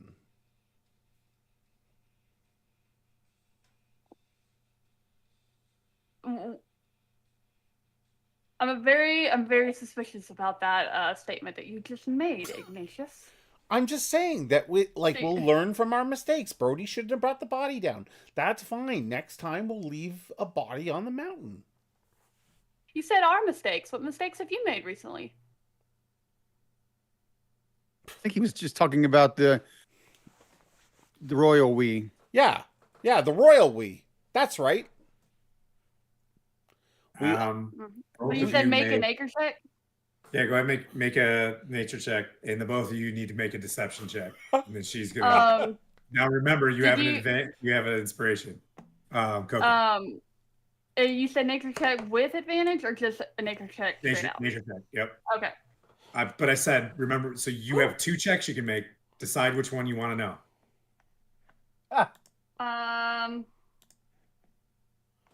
Well, I got math. 23 on the nature check. You get the sense that, I mean, I'm giving you the meta of this. If they don't rise within 4 hours, they're not, the shadow doesn't manifest. You've had enough, you know what I mean? There's 24 hours in a day. You know what I mean? Like you've come to the awareness that like throughout the rest of the day, you're like, oh, if these things don't rise by 4 or 5 hours, they're not going to rise. And now, what'd you guys get for deception? 25. 25. What did you get? A 14. I didn't like that, so I used a That luck was- point, and I got up to a 19. Oh, this is pretty good. Okay. All right. Roll your you can either roll your insight. Remember, Okay. you have advantage as well. That is a 25. Fuck. Yeah. Is that a flat without inspiration?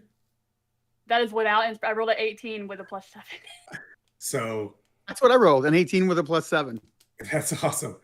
You look at Brody being like the best poker face, but you look over to the right and you see Ignatius match his poker face and then look to the right a little bit, and then, you know what I mean, respond the way Ignatius does. They are lying through your teeth. Yeah, they're not being truthful. I look at the both of them in the Look. eyes, and I Hold say, on. "What?" Filani, I'm gonna pull her over. I'm gonna pull her over here. Look, and I'm gonna like in a hidden way, I'm gonna pull out her badge. One And sec. I'm- One sec. She found your lie first. We're gonna go through that. Then you This is get- part of that. This is part of that. Just wait. Just wait. Let her This is respond. part of to- that. Yeah. Right, like as Uh, she's doing that, I'm saying, hold on. I Yeah. want to tell you the whole story. It's up to you. Do you want to hold on? No, That's No. I will kind of like slam my hand against the table, like, look, y'all, we're a group. You cannot keep things from me or anybody else in this group unless it is for the better of the group, and I don't think it is. Okay. Now tell me what you're hiding. And it's like I pull her to the side, and okay, there's more to the story. Obviously, there's obviously more to the story. I know there's more to the story. Okay, but you look, we're in a place with there's a lot of people around here, so there. Oh, it's loud. They're partying. This is the point of the night where you guys can, yeah, they're getting drunk, except maybe the best of you. Okay, so I'm gonna like nonchalantly, like in a hidden way, I'm gonna pull out her badge that Kara left for her, and I'm gonna say, look, we are like official law enforcement now, and apparently Iggy found out this guy was connected to the Zentarum, and he had to do something about it. So, and I hand her badge, and you know, we all have one. We're official deputies of the Lord's Alliance. So basically, when you say do something about it, he killed him. Well, I wasn't there. I honestly didn't find this out until just about 10 minutes ago. Look, I need you to stop lying to me because I already know. I'm not lying. I already know. I know. So I'm not I know. lying. while you guys were talking, one a perception check to see if she could have seen you guys talking, and then rolled a fantastic stealth check. She was standing behind the horses while you guys were talking. I heard y'all. I heard your whole conversation. Yeah. Well, then you know that I'm not lying. I wanted to see if you were lying to me or not, and apparently, Iggy, you do not have a problem lying to the people in your group. That's not what. I don't think so. What did you do? You just want to hug him. So I need to know, Ignatius, are you with the Zentarum or not? Because if you're with them, why would you go around murdering the members that you are supposedly with? Wait, what? You're in the Zentarum? Who said that? I am? I don't like this. I think I need a drink or something. You Well- can have a drink after our conversation. Uh, I think Iggy, let me ask you. You are you're still loyal to us, right? Regardless of what other membership you might hold. Of course. Like, really? I'm loyal to you guys. Okay. I went up the mountain with you.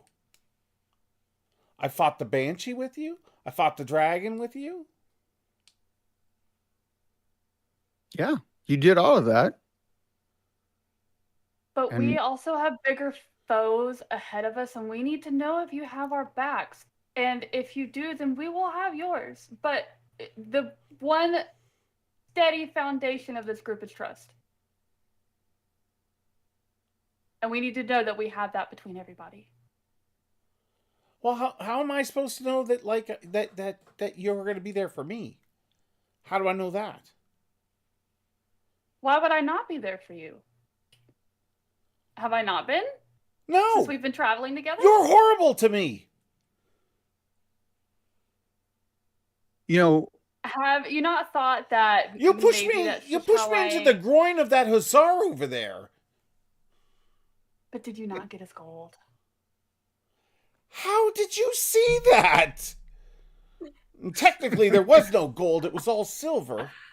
Well, she did see an exchange of a shit ton of gold just a moment ago. But Feilani, Yeah, did you not say that you got his gold, his money earlier? Look, So I don't. You know, Yeah. we meet. Look, in a, I we wanna meet say in a this, prison. Feilani. We meet in a prison, and all of you guys become best friends. But you're always shitting on me, except for Brody. Yeah, I'm gonna say, hold on. I'm not part of the shitty party. I'll say this. Everybody Look, always Feilani. assumes I'm up to no good. Everybody always assumes I'm murdering people or stealing from them, and I told you when we were in the prison that I was a murderer. He did. He was upfront about that. But I'll tell you, I think he has a good heart. We saw how he was with the little girl. Like, he cared that she was okay. He cared for her innocence, and he didn't want anything bad to happen to her. And if he was this callous murderer, he wouldn't have cared about that. Maybe his I mean, I think his heart is in the right place. I mean, yes, he has done some very noble things, but there are some things that he has done that has made me question and raise an eyebrow, and you cannot say that that hasn't happened to you as well. I'm just a complex halfling. Well, but from here on out, we need to know if we have each other's backs going forward, because we know what we're up against, and we need everybody together in this group. Well, I'll tell you something else. What about from here on out? I'm checking every horse in this town to make sure Feilani's not standing behind it. What about? Can you blame me? Yes. Now, that's let me something run I a would scenario do. by you. Let me run a scenario by you. What if, like, I was to find like a little bag of like gold or something? I wouldn't have to share that with everyone in the group just because we're all part of the same group, right? I wouldn't expect that. You find what you keep unless you want to share it yourself. But if it will affect the group dynamics, I think that needs to be shared. I don't understand I don't think dynamics. I'm sorry, Koga. I'm trying here. That's tough. Look, we need to stick together when Sir Cervantes joins back, and then Silas joins Where are back. they? I mean, they're there, but they're doing them. They're doing. They're doing them things. They've been eating turnip soup since this morning. Yeah. Being super boring. I think he fell off of the turnip truck is what happened. I think and it hit his head, and now that's all I see. There could be turnip gas come this evening. Okay, Feilani, here's the deal. I'll do better. If you stick by your word, that's all I can ask of you, Ignatius. Okay. You just need to stick by your word. Okay, but just to be clear, like I never gave my word on very much. Like Well, I like to play no things offense, but in the kinda beginning loose. it didn't mean much. In the beginning it didn't mean much, but now it has to have some very hefty weight to it. Our Why- word why needs to now? mean a lot. Okay. Because you know what we're fixing to get ourselves into. You know the battles that we're fixing I to really face. don't. I really don't. We're fighting the I think- shadows, which is way above my pay grade, by the way. Well, I think Look, there's Dad, look, I tell them about the conversation that me and Dad's had. There's an army of shadows, an adult dragon coming this way.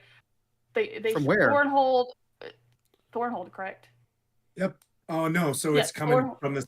from Neverwinter to move into Waterdeep or whatever, but they're Yeah. north of like they're not in the mare yet. They're north of the mare, like refitting. So you guys have time to get in front of them.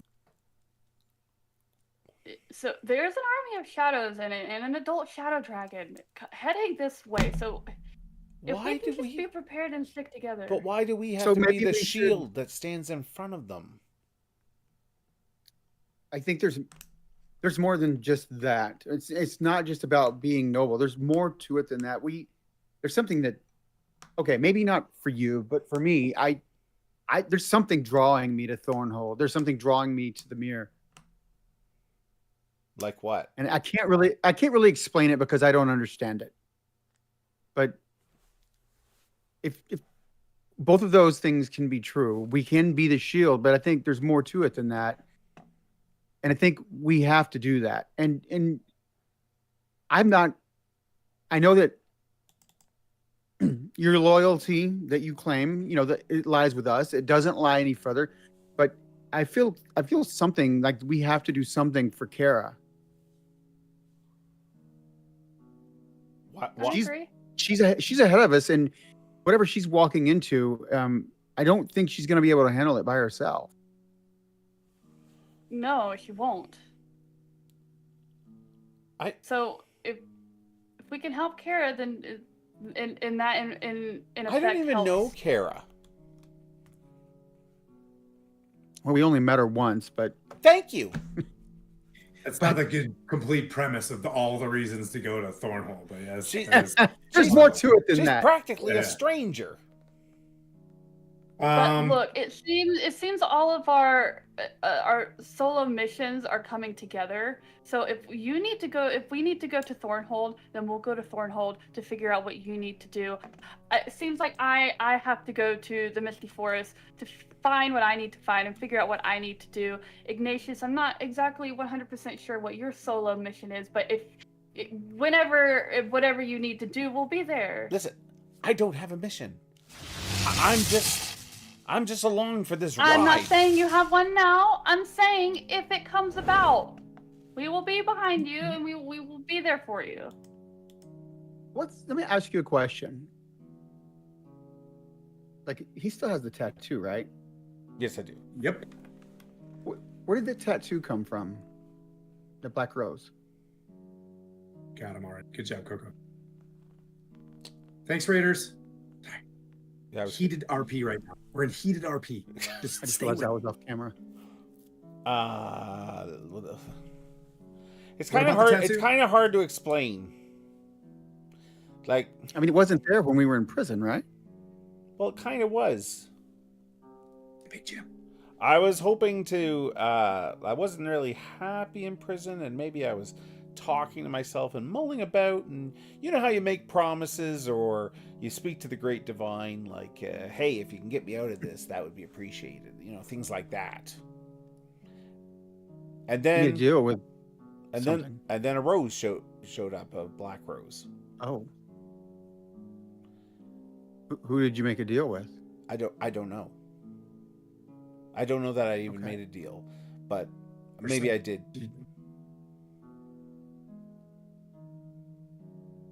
You can do it. Okay. I'm going to roll for. roll deception. Because roll deception. You can roll against him too. Coco, Oh, if you want to. a nat 20. I got totally a 30. Oh, Yeah. Yeah. All I got was a 19. No, I'm not going to. Yeah, you guys absolutely. He does no idea what's going on. You're firmly convinced. So what I say is like Ignatius got his shit together. He went from bumbling, you know what I mean, to like I literally have no idea. He could be Okay. he could be a sorcerer for all you think. This could be natural to him. Like he could have this could just be in his blood. All right. Well, I don't know that I made any kind of deal. Well, when the day comes and you're very curious about why that black rose showed up on you, that will be your solo mission. Who knows? It's contagious. what do you mean? Ginny has it too. Ginny has the tattoo. Yeah, it's not really a tattoo. It's sort of like just I don't know. Like it's an imprint? Well, it's a mark. Well, You guys could check him over. obviously, she Just didn't make. stare at him and check him over. You can check him over. You know what I mean? Like this- Well, like show me your arm. And she has one just like it in the same place. I don't know where hers is actually out of character. I'm not. use your artistic you know what I mean? Like you can decide how your character's tattoo appeared, right? This is part of your arc, so Okay. it's going to be apparent. But I though. don't know where It's what I going mean is on. I don't know where Ginny's is. Same exact spot. Okay, so mine is on my hand. The rose head is sort of like in my palm, and then a thorned vine sort of wraps from that around my wrist and up my arm a little bit. That's cool. Thanks for that. It's getting Okay. bigger.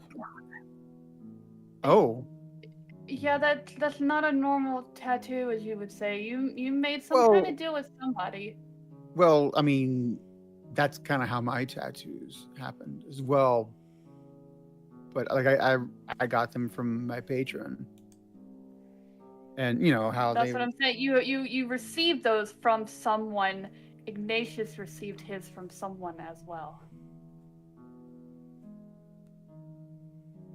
Is that whoever that is? Are they? The thing is, with his role, like you guys are like, I mean, don't know. I We're would. sitting here make sense. speculating. He's definitely not a warlock.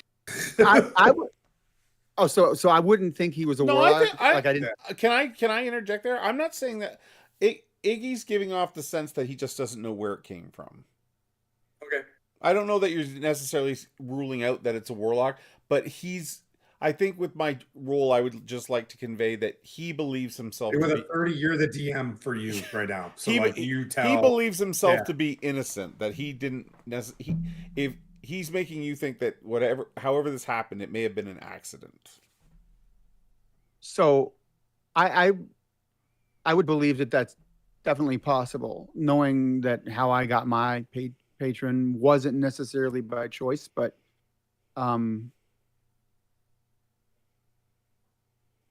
also because I don't really remember exactly how it happened. But I would tend to believe that it is possible to ask for help and receive this it is- and not know exactly how it happened. Yeah, this is really inconsequential. I'm fine. But didn't you do some warlock particular things like 2 sessions ago? Like I noticed that you did that. I can cast some spells. Yeah. Yeah, I would have noticed that, and I did notice it.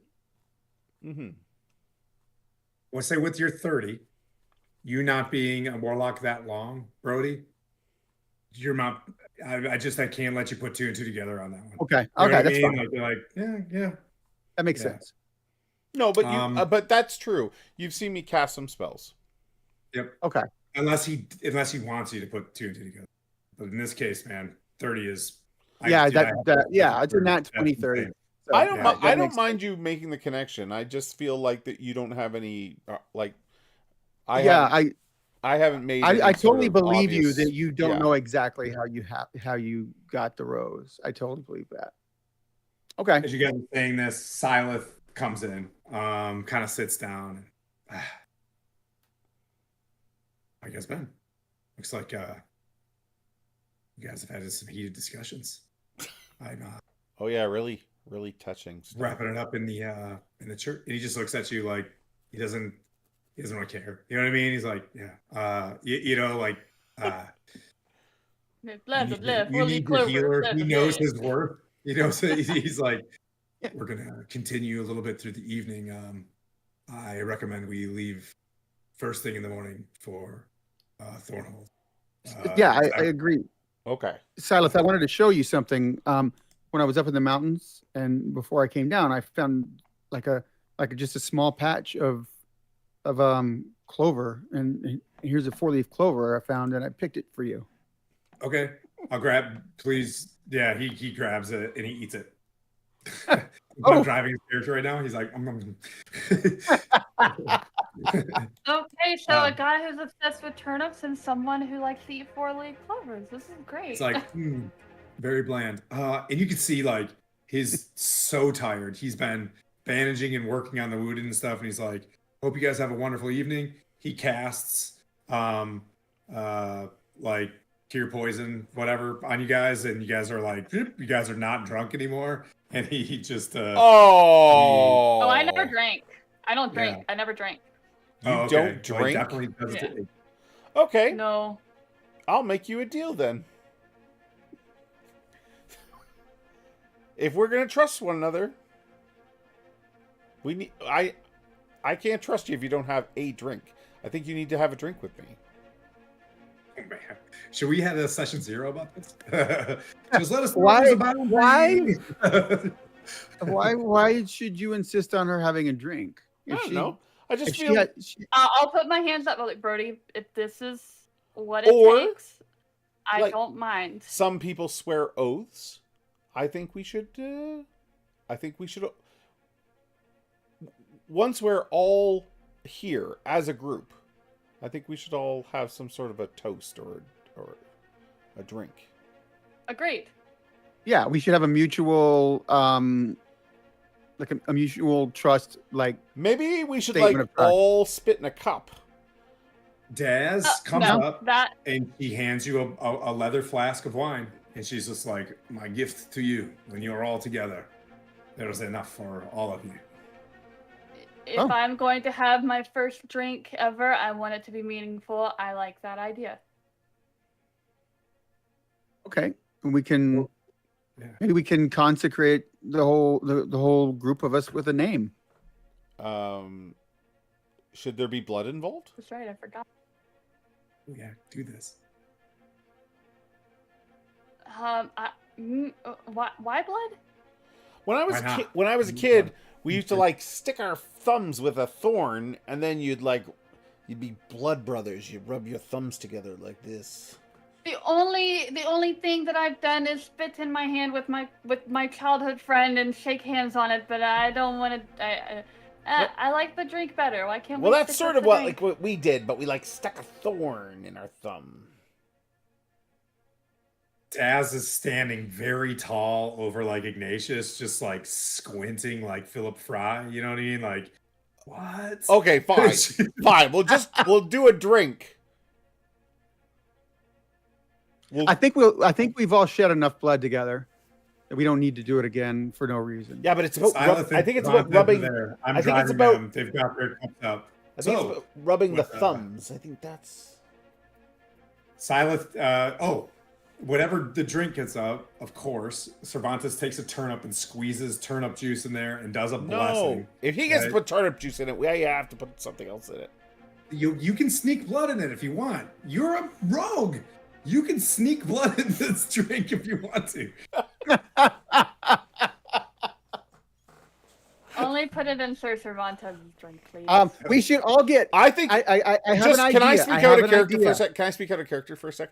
I love this idea. We give a name and like we do a drink, but I think all players should be here when we do it. Yeah. Right. We have- Yeah, yeah, next- oh yeah, 100%. Yeah. Before we It'll be leave next tomorrow morning, we're going to do that. And I think, and this is my suggestion in character. I think we all should contribute one thing to this flask. I mean, something liquid that symbolizes something about us. Oh, I like that. It It doesn't have. Yeah, I'm not suggesting you spit in it or anything like that. Yeah. So Roll the Misadventures coming in with a raid, a solo raid. Thanks, buddy. So- Appreciate it. I think before we head out in the morning, we should make it official. Okay. Well, I feel better already, Feilani, don't you? I feel great. You're That not, didn't sound genuine. you're not. Yeah, I know that did not. Well, yours didn't sound very genuine either, might I say. What? Sounded a little bit sarcastic. Okay, Feilani. Look. Let's start over believe in- you. Let's start over you and I. That sounds like a fabulous plan. Okay. I reach out my hand and I shake on, and I ask, for a nice handshake. You guys can save the flask if you want to, and you know what I mean. Use it mid next session, or you know what I mean. There's you guys No, we'll want to get marching. I think we should save the flask for next session. I will shake Feilani's hand. Yeah. Yep. Everybody We'll save here it would be till maybe so during a excited. short rest or sometime in the next session. You know what I mean, or Yeah. just stay with me on this. We'll take a quick 2-minute break as we swap. As you guys wake up in the morning, Daz is ready. The horses are ready.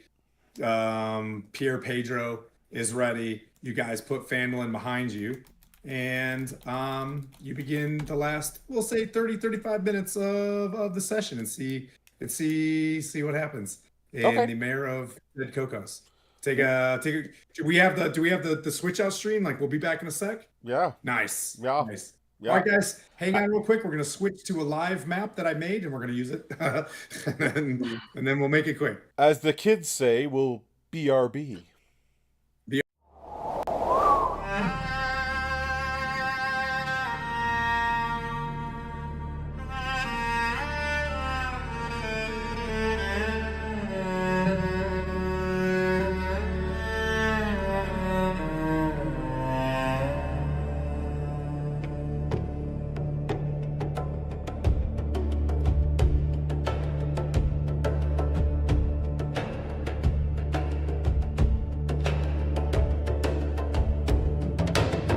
Chimes in the stillness, dust on the breeze, voice in the silence, promise that see first.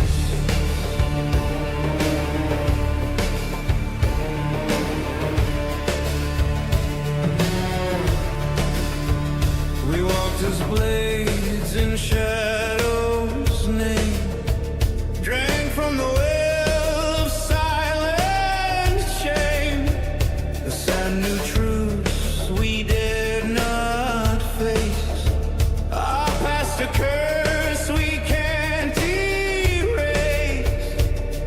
The stars remember every scar, yet still we climb no matter far. We walk this where shadows weave, bound to darkness, yet we believe. Sense bear witness to hope unseen, rise from the ashes redeemed, ashes redeemed. Let fire speak where silence grew. Let blood remember what is true. We do not kneel, we do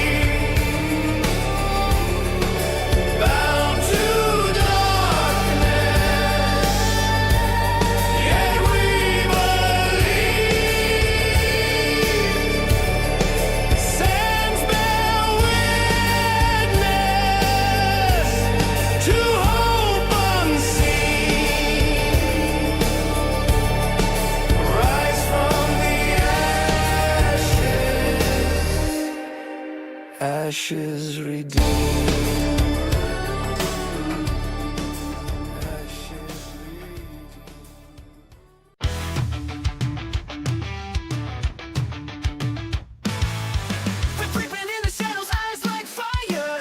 Razor claws in the dark, they're coming higher. You feel the chill, you hear the hiss, but when you turn around, it's the end of bliss. Murder badger, it's a sneak attack. Murder badger, out for blood. Murder badger, it's on your face. Murder badger, it's a sneak attack. Murder badger, out for blood. Murder badger, it's on your face. Murder badger,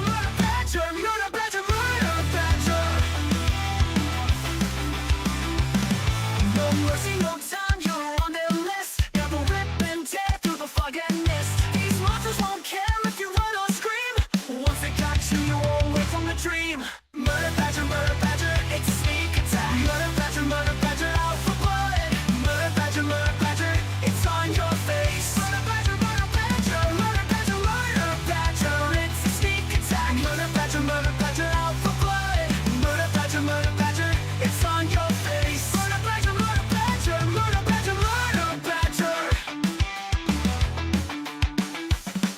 You thought you were safe, lock the door tight, but murder badgers, they own the night. You can try to hide, you can try to flee, but they'll find you no matter where you'll be.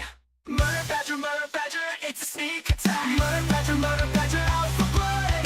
Murder badger, it's on your face. Murder badger, it's a sneak attack. Murder badger, out for blood. Murder badger, it's on your face. Murder badger, they don't care, they don't share. Murder badger, everywhere they'll tear you bare. There. One, a two, a three. Is that what the owl Yes, says? the world will Yeah, never the- know. Yep. That's how old we are, man. I remember that one. Anyways, hi guys. Mhm. So, we're gonna fast forward a little bit and get into to the other part of Dungeons and Dragons, which is walking out on a normal road. You've been out for a day's travel already. Daz skirts you along the shadow on the high road. She's a venerable hussar. She's got 2 horses with her. You guys have all kitted out with horses from Fandolin. You have plenty to eat for a 10-day. You got spelunking gear and things like that. So you've all the requisite torches. What I'll say is you have a 10 days worth of normal adventuring gear. Now that you're level 5, death is now going to hurt. You've all ran your character enough, right? You all have enough get out of jail free cards and stuff like that as well. So What the hell is this? I don't like this talk at all. Feilani. The rolling storms to your north are skirting the Neverwinter Wood, but they don't come out of the Neverwinter Wood. As you hit Leylon, you know the village that you were in a long time ago where the corpses stood up or the shadows stood up. You skirt the town where you don't hit the T intersection and you follow the shadow as if it was like an L shape. So you follow it and then you head south to the Mare of Dead Men. You move by the small farm village that Ginny was at. We can retroactive a goodbye to Ginny or whatever if you want to, but she's back in Fandolin. You see the farm that was on the outskirts of town as you enter the Mare of Dead Men. Daz leading the way. Silith and Cervantes are in heated discussion about some sort of, they don't want to tell each other for one reason or another, but they all feel a strong omen to some sort of, and they've said this out loud, like some sort of like ruined cathedral, a ruined chapel. I want to say this right, a ruined chapel in the Mare of Dead Men, but they don't want to talk about it anymore because they just feel that secrets are important. They're not sure, but they both know that there's something in the Mare of Dead Men that they're destined for. You start walking on the road, and as you can see it on the map, can we go to the Zoom map? as you walk down the road, you can tell that the elven architects built a very strong earthen mound in the mare that displaces water to the left and right of it. So you can see the earthen mound, and I know my lights are a little bit wonky, but that is water that it's over, and then there's swamp to your left and right, and then the bellowing shadow around you. You guys are in the shadow right now. You're deep into it. You can see, maybe 60 feet in front of you. It's not darkness, but it is clearly ominous shadow. The weather goes from a balmy,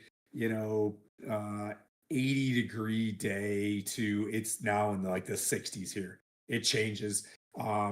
Daz takes her dolman, which is like a furry jacket that hangs over one shoulder, and she puts it on. She buckles it. She takes her, hat and puts it back on her head. Shakes it off a little bit, but she continues to press. She's got like a messenger's tube on her side where radiant damage does damage and where the last known location of the enemy was. You guys continue to move down, and Feilani, you notice instantly as a druid that the weather shifts a little bit warmer, and raindrops hit. Raindrops dip tap dip tap, and then dip dip dip dip dip dip dip dip dip dip dip dip dip dip dip dip dip, and just starts pouring. As you look up, like there's got to be some sort of storm front coming off the ocean or something occurring. You just feel that there is just a very strong downpour. Just like when it just douche, it just starts coming down. That summer spring sploosh hits. Don't take that anymore. But anyway, so you're walking down the road. I don't know, these are the words that I have, and they're all naughty. So you can't even say sploosh anymore. Anyway, so you're walking down, you can see in front of you, but just like when you guys came up here with that weathered storm front, with the blizzard, a high onset, and the visibility goes from 50 feet to 30 feet, and then just keeps coming down, 30 feet to 20 feet, and just people, you see Daz now dismount her horse, lead it by the reins. The rain's coming down really hard. What would you guys like to do?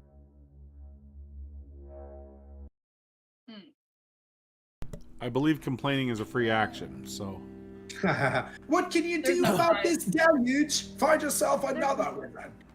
There's no crying in D&D. This is fucking great!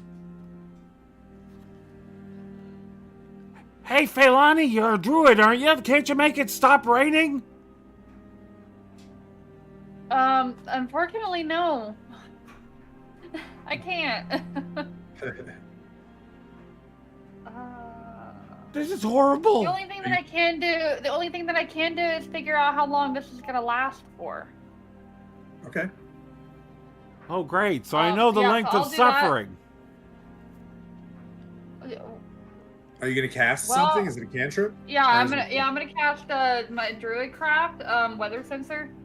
I know what the weather's gonna be like in the next 24 hours. Okay.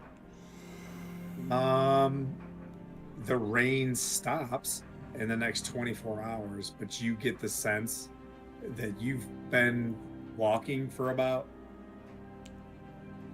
10, you know what I mean? You moved in for maybe 10 miles.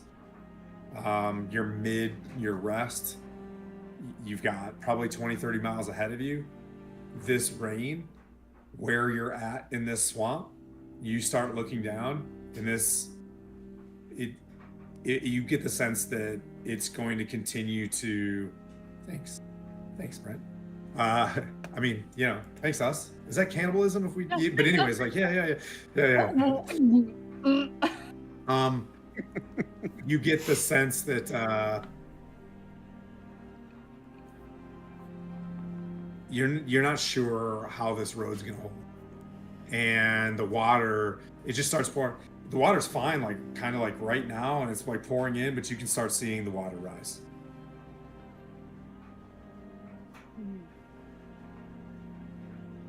We'll go. We'll go. We'll go light. now. Yep. So you cast that spell, Brody. You see her cast that spell. Do you tell them that this is not looking good? Brody, what do you want to do? She had. Oh, okay. Yeah, I just want. What does it look like? How's it? Leilani? My orb just shows me that it's rain and rain and rain for the next 24 hours. You kind of see her like hold out her hands, and there's just this orb, and it looks like it's just you can like hear it rain, and you can see the rain like in the orb, and you can see like if it's hot, like the mist from hitting the ground will kind of like be around it. So that's basically what you see, and it's just heavy rain in the orb. How dark is it? As is listening to you as well, like, and looking down the road and looking back, and looking down towards Waterdeep and looking back.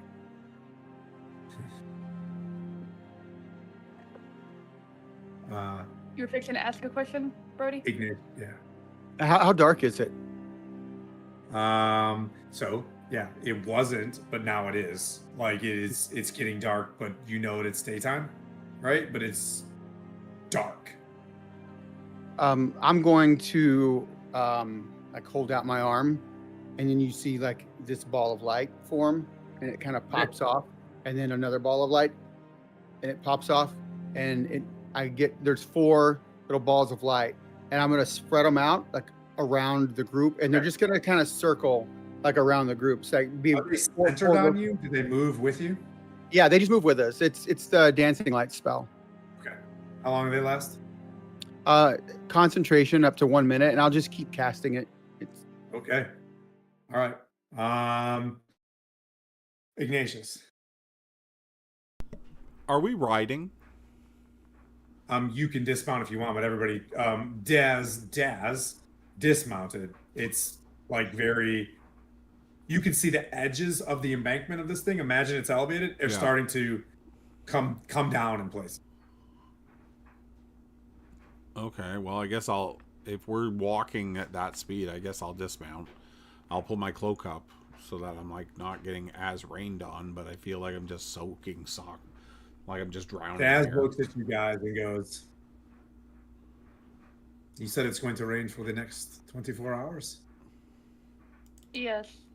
She makes an assessment. She gets on her horse and she's like, for Waterdeep, I must try. And she spurs her horse on and just hauls down the road. She's like, I must get ahead of it. And she just darts. Like, what? I'll follow her. I didn't dismount, so I'll follow her. you're on, you're gonna ride off. Brody, were you still on? I don't. I got down when I cast the spell. Okay. Boom, boom, boom, boom, boom, boom. They take off. Brody, what do you want to do? Iggy, I think we should probably try to keep up, and Okay. I'm gonna hop back on my horse, Same. and I'm gonna spur him, spur him The three on. of you make a separately. So we'll go with animal handling for this round. Terrible. Can you see my That's roll? funny. Oh my god! I got a nat 20. What'd you get? You got a nat 20? Oh, yeah, me too. Can you see my roll? Nice. Can you see my rolls in D&D Beyond? Yeah, I could see you. Yeah. I got a 13. Nat 20 plus Okay. 1, 21. Ignatius and Feilani pull ahead by about 20 feet in front of you. Brody, and you're falling back. You can't see. Now, the dancing lights are with you, Yeah. right? They're ahead of their lights, but you can see them like headlights. You guys, like, Daz is moving with incredible horsemanship and speed. That horse is leaving. Your natural 20s, you maintain with her for a while, but she's kind of ahead of you. But you know what I mean? You can tell you'd have to keep that up for a very long time. We'll go one more round. As the rain, you can see the the sand, the stone starting to come apart. Like imagine a Roman road built real high. It was very nice. You can start seeing some of the stone falling off this ramp. So go ahead, Phailani. You're cruising ahead, trying to keep up animal handling with Daz. That's only a 10. Okay. Yep. You lose her. Ignatius. Yeah, I'm slowing up the horse. You're slowing up. Okay, so when Phailani If she's still slows pulling down, ahead, I'm like, if this chick wants to run off into the swamp, I'm gonna let her. okay, Brody. I'm gonna just try to catch up. I don't know how far behind I am just from Phailani and Iggy. So Phailani kept going. She's on a good gait. You, Ignatius, slow down a little bit because you're kind of following Phailani. She's maybe 20 feet ahead of you. Brody, you catch up within 20 feet, and you can make with the dancing lights. Okay, there's one that, this feels good, right? I can see folks. Just as this happens, you feel this wave hit from left to right to go into the ocean side of the Mare Deadman, which the ocean's probably like 20 miles, 10 miles to your right at this point. But it is swamp everywhere, big Spanish moss trees, you know what I mean, dot the area. This wave hits, just like splashes in, like almost like, you know, the water is rising, but this wave, that's not necessarily like, it's wild. Like something broke somewhere in there that was keeping, some levee broke that maybe the elves kept to keep the water line down in this area, and the water just hits. Like now it's a high water crossing. The horses rear up. Initially, I'd like you guys to make Phailani make a strength check. All of you make a strengths athletics to stay on your horses. That's a 9. 9. Okay. 14. Oh, nice. 19. I rolled a 19. 17 plus 2. Yep. So you stay on your horse, Brody and Ignatius. The horse is like neck in the water, starting to travel, but the horse is making purchase. Phailani, you are missing the horse. You've unhorsed. I need you to make a D20 roll.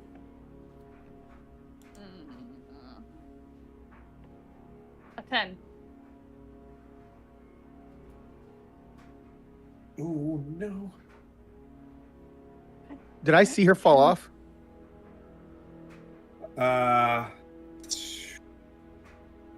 This is a 41. You can make your roll on your turn. So we're in a competition kind of round right now, and I'm just going around the horn from Brody to Ignatius to Phailani. It's like a loose initiative situation.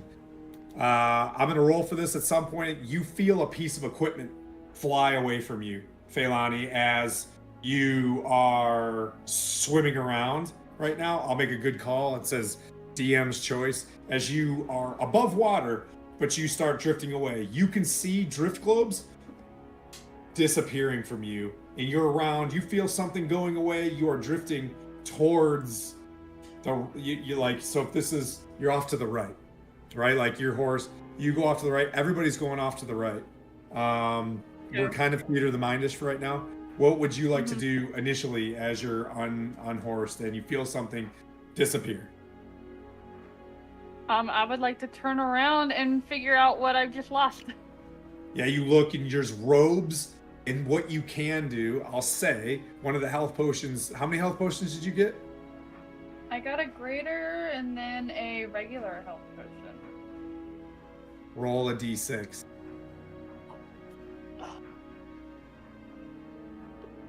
One. Okay. You see the greater and the regular health potion come from your body and they're floating in the water, right? You reach during this round before they all leave and you grab the regular health potion. Okay, so I lost the crater. Wonderful. Yeah. Weapon or gear loss. One random item slips away in the torrent. DM's choice. I'd rather it be that than my weapon. Yeah, that's what I figured. And I've been just bullying the crap out of you. That was just straight empathy. Brody, whoosh. You see, you're fighting the horse right now. You're on the horse, but you get the sense the horse is not making purchase. Are you hanging on to the horse? Are you staying with horse? The horse you can feel is not on level ground. Matter of fact, roll a d20 for you and the horse. Okay. One each or just for both? One Just for both of us. You and the horse are going to have some fun during this. 19. What, 19s? Well, the first one was a 17 plus 2, so.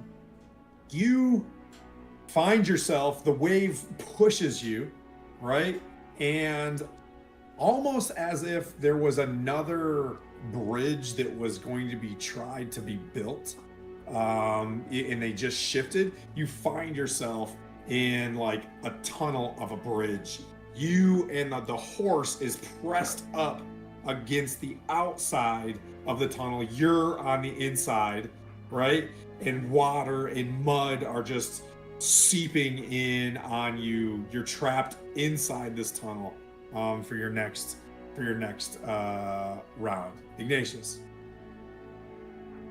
you see dancing lights drift away. It's dark, but you see dancing lights off, you know what I mean, like push away. You know what I mean? You're on your horse as well. The horse tips and roll a d20. No modifier, right? No modifier, sir. A nat 1. If that's bad, though, I can re-roll that as a halfling, right? Because Yeah, it's definitely. or is this just a random table? Am I making a check? Or It this is a random table. We're gonna do this. You're right. I'm sorry. It's not an ability check or whatever. So yeah, take. Give me the one then. Give me the one. you hit all these twigs and you get sucked up underneath the horse. The horse, you can feel its weight drift away from you, and then your leg gets caught underneath the water, underneath a log. You can feel things like hitting you off to the side. Make a DC 15 strength to see if you can free for the onset of drowning. A strength saving throw or a strength check? Strength, athletics, Athletics. Okay. saving throw. Check. Check. An athletics check. Okay. A 1.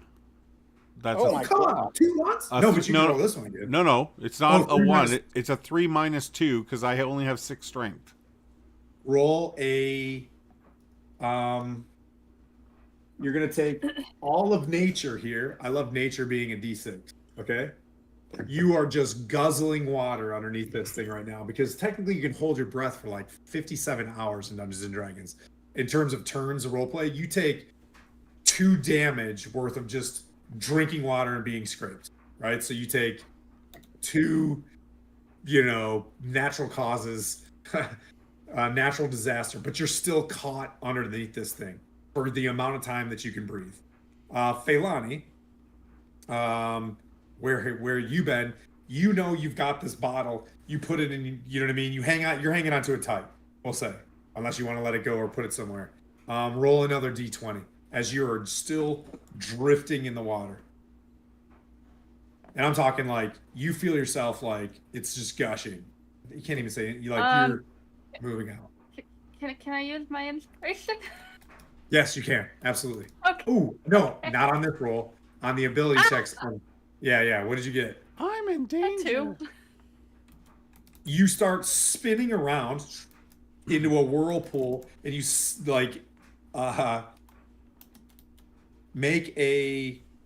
as you try to swim out of this, make a strength save. trying to swim out of this whirlpool. As you start coming around, and you're feeling yourself being pulled and sucked down into something. 14. Oh, that's the save. You.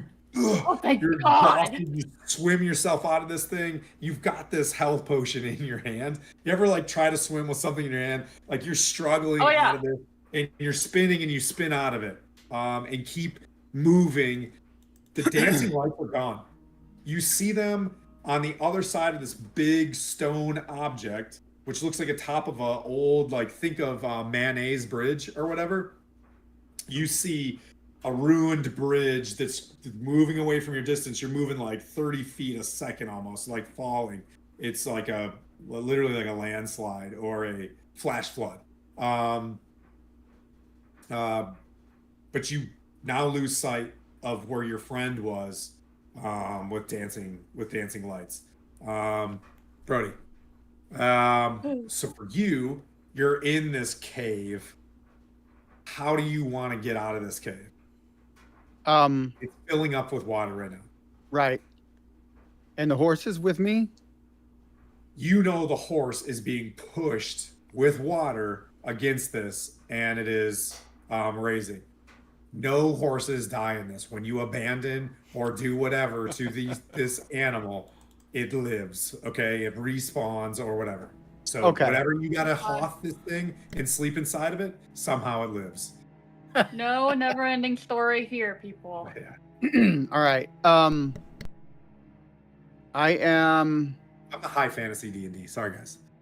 So I'm going to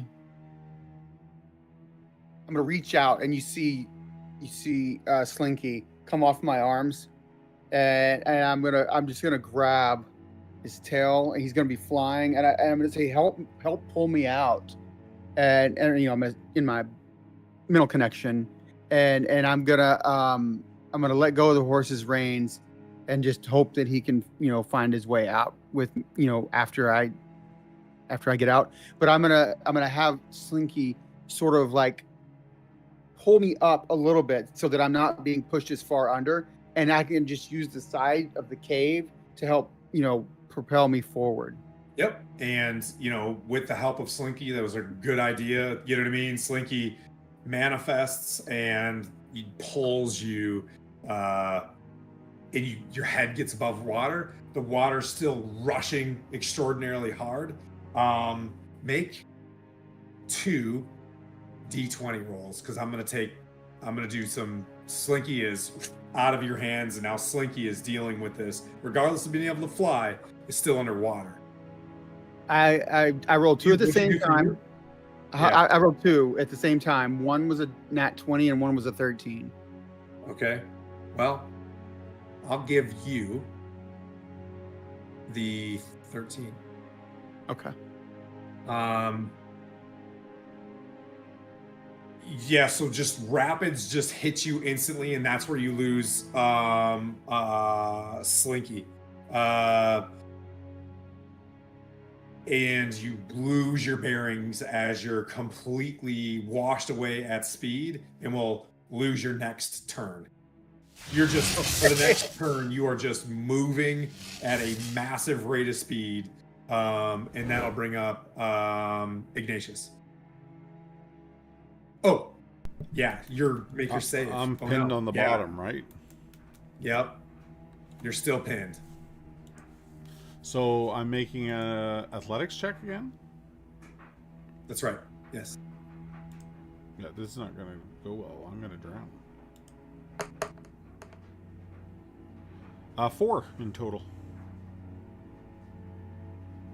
All right, you take another 4 bludgeoning damage as you continue to stay pinned underneath the water.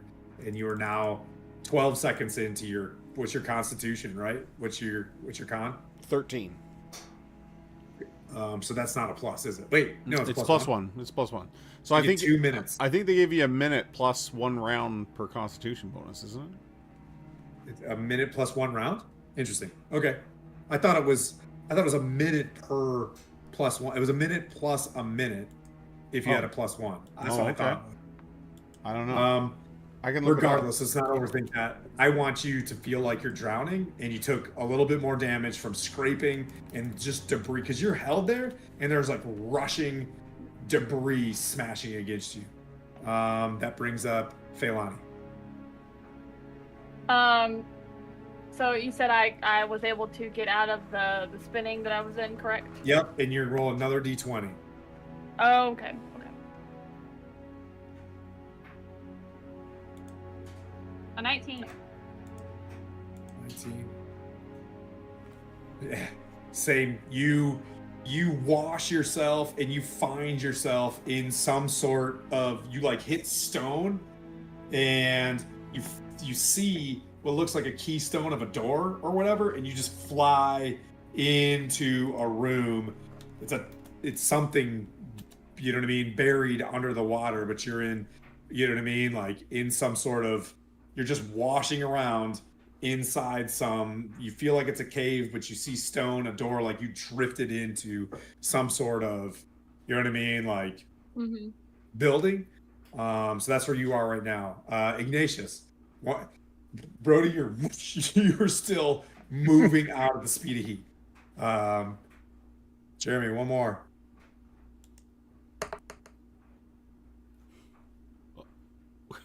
with -2, a 1 again. Okay. Holy crap.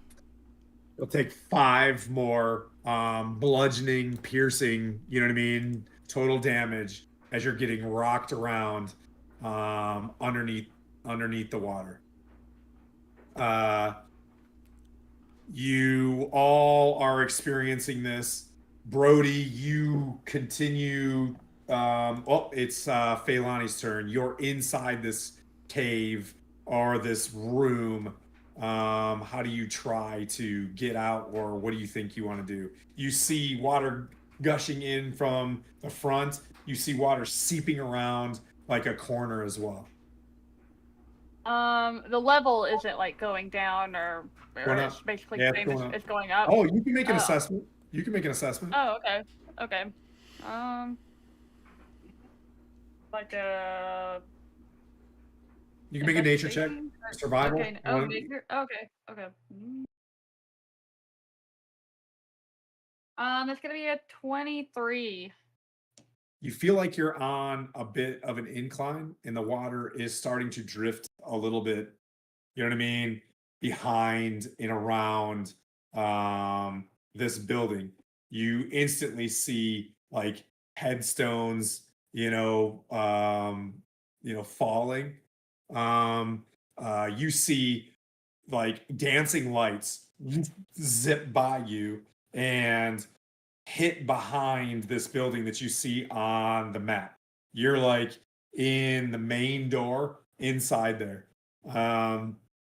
As you hit this, you see a rustle in the back. You hear Cervantes and Silith. This is it. I saw the altar. Quickly, we have to hallow the ground. And you can start seeing the head of a halfling probably about 30 feet ahead of you coming out of the water as it starts to drain in and around this area. Like the flash flood finishes on a mound where you guys are in the mare. You see this ruined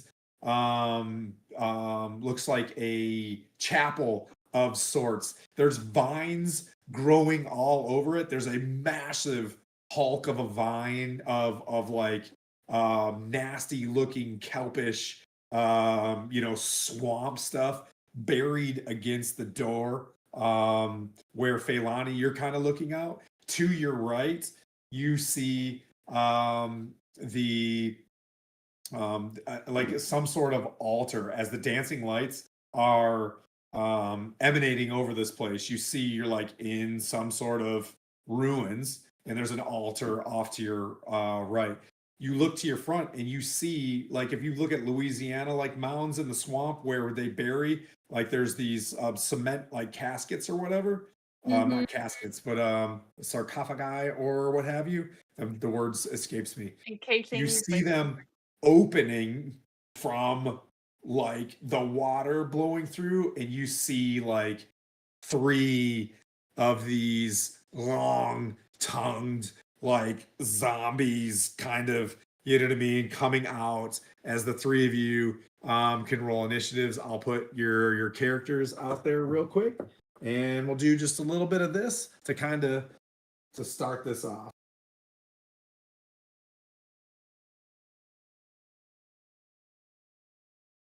Uh-oh, where'd I put it?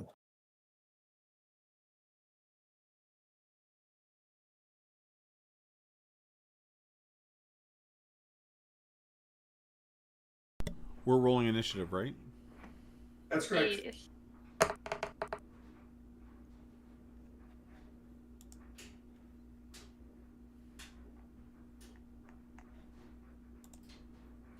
I just did all this planning and set my my ghouls aside, and then, you know, after 2 hours of doing this, I don't know where I put my ghouls. I have to find new ghouls. Where are all the ghouls at? +3. Oh well, we can fight skeletons. That's fine. Yeah. Well, they were in the same bag.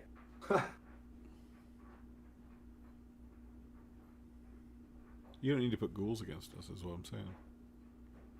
Oh, I see. I see. Even though they would have looked like skeletons, they would have had ghoul stats. Shh, shh, quiet. Give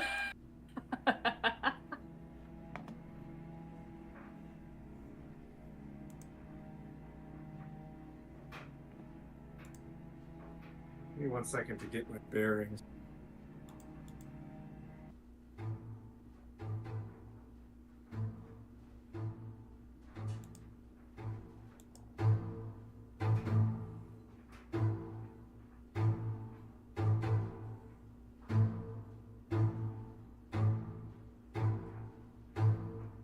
Now I remember. There you guys are. Okay.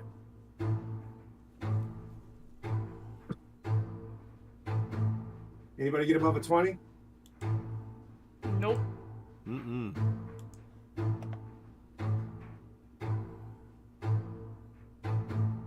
Anybody above 15? Yeah. I got a 15. Did you get Brody's? Slinky is a 18. Brody's a 17.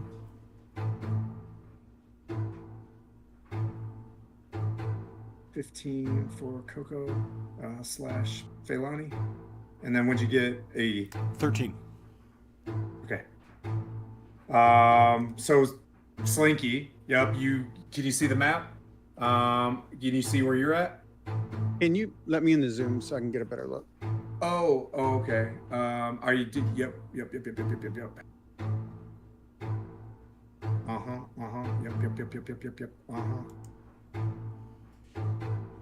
Yeah, you're in.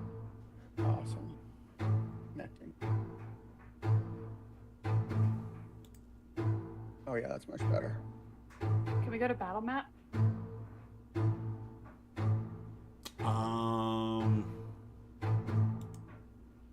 I don't think I can. Oh, darn. You can mute that going on.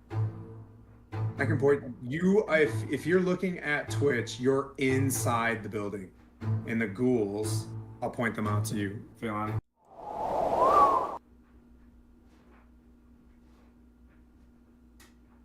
Oh. Yeah, every time I go to battle map, it just crashes to. Oh, darn. That's all right. It's kind of theater of the mind-ish as well, so don't really overthink it that much if you don't Okay. want to.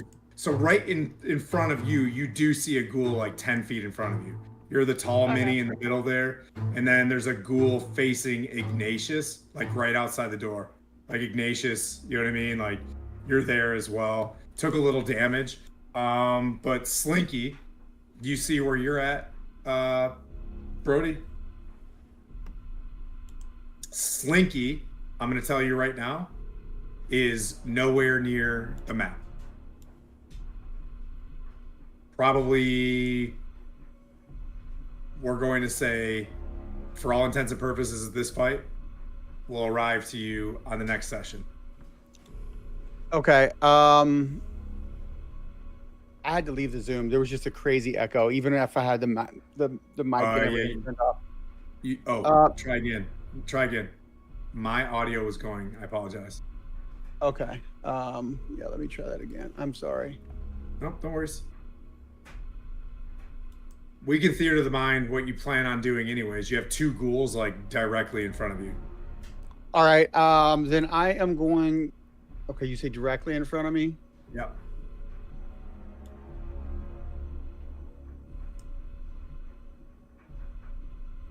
I am going to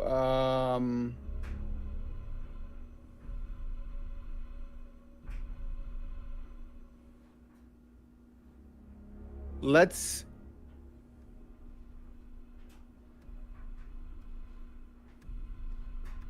I'm going to hit the first one with Eldritch Blast. All right, go for it. 25. That hits for sure. Yes.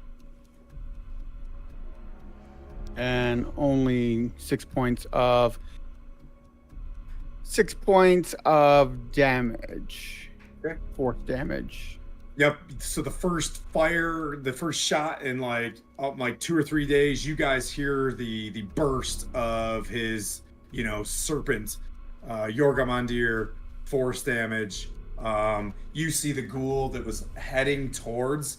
They're all like heading towards the chapel. They come out and they head straight towards the chapel, and it gets turned sideways. Anything else you want to do, Brody? Yeah. So I'm like. As I did, I sort of kneeled down when I was able to get my bearing, and I saw the two of them in front of me. I'm gonna kneel down and sort of come at an angle, and you'll see that force, like venomy looking shot come up, and hopefully it would just back it off a little bit, and then I'm going to try to get out of reach. Do you have a push? Are you a push lock? Did it push it back? I'm not yet. I Okay. don't have that ability yet. Okay. Yeah. I didn't add that this time, so. Okay, no worries. And then Feilani, you see the outside of this crypt looking, what is the name of these things? This cement stone grave. This thing comes crawling out, stands up, hunched over, its tongue's hanging out, looking at you, and just starts moving towards you. What would you like to do? To hit the closest one with Starry Wisp. Okay.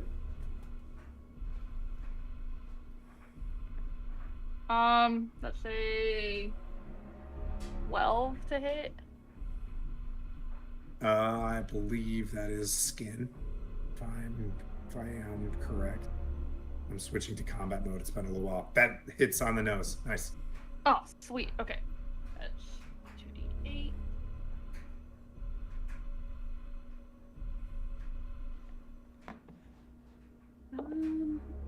Do you want the zoom ring, Kaylani? Or are you? Oh no, I'm trying good. Yeah, no, Okay. no, I'm good. That's 11 points of radiant damage. Ooh. Wait, let's check.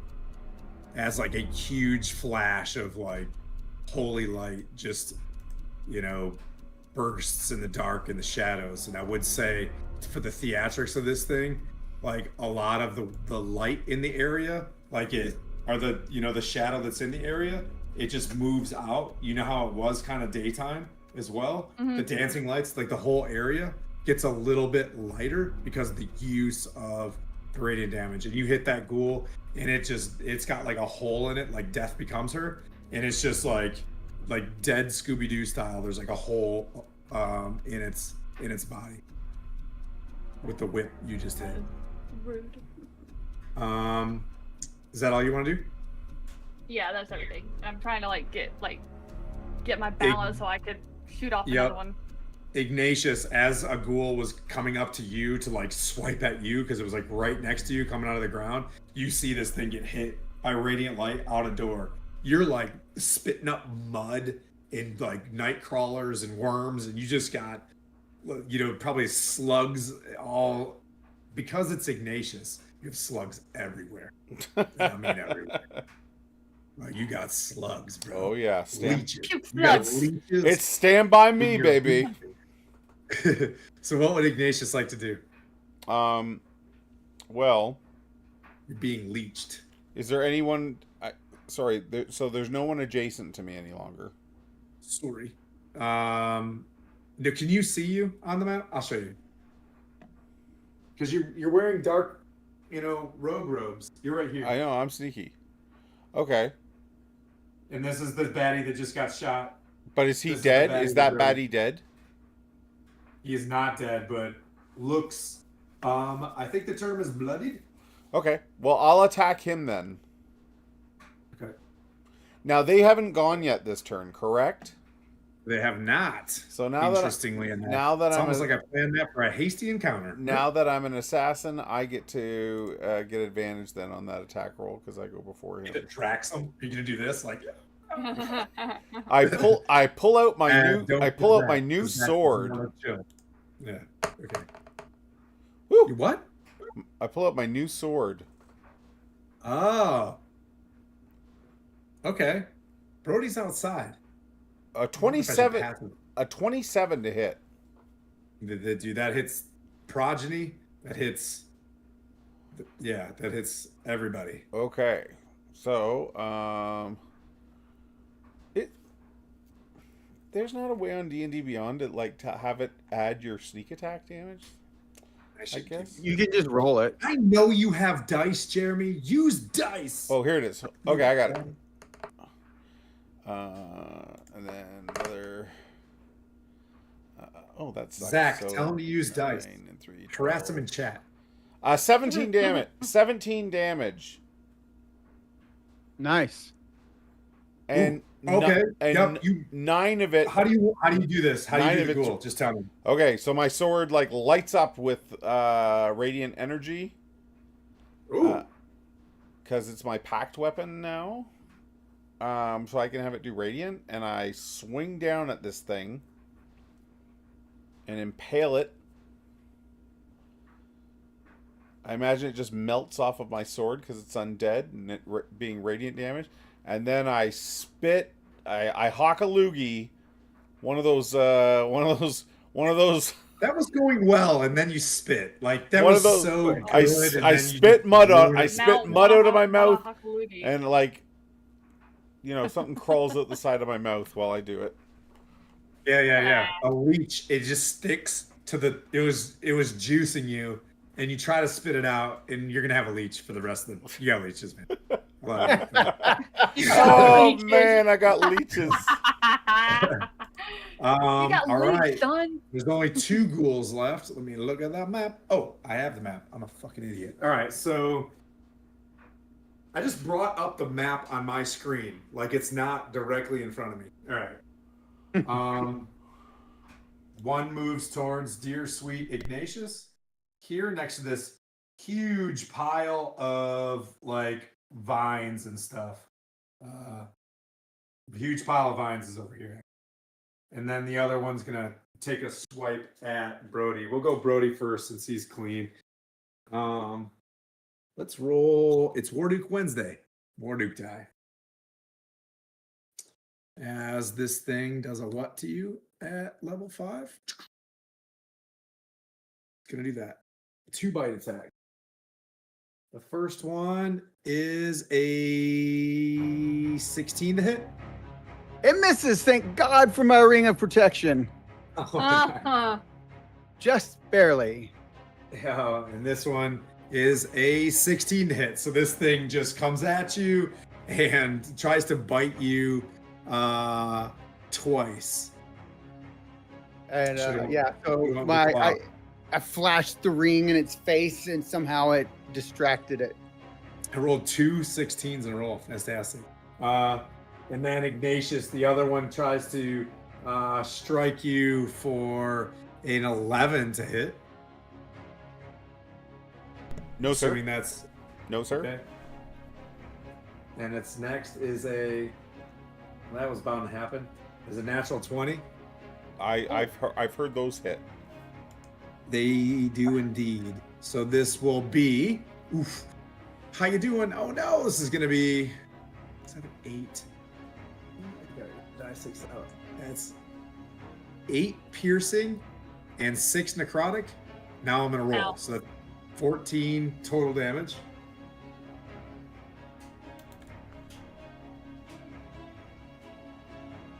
Did you have that 14 or whatever?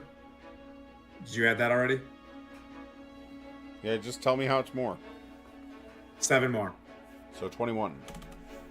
Yep. How you doing? I had 22 hit points, so I'm at 1. Oh, Ooh, you guys survived the round. This, as Jay Scott says, this is a crucial round. And that brings up, because it is. This brings up Brody. You're All right. in melee with a ghoul. I'm going to.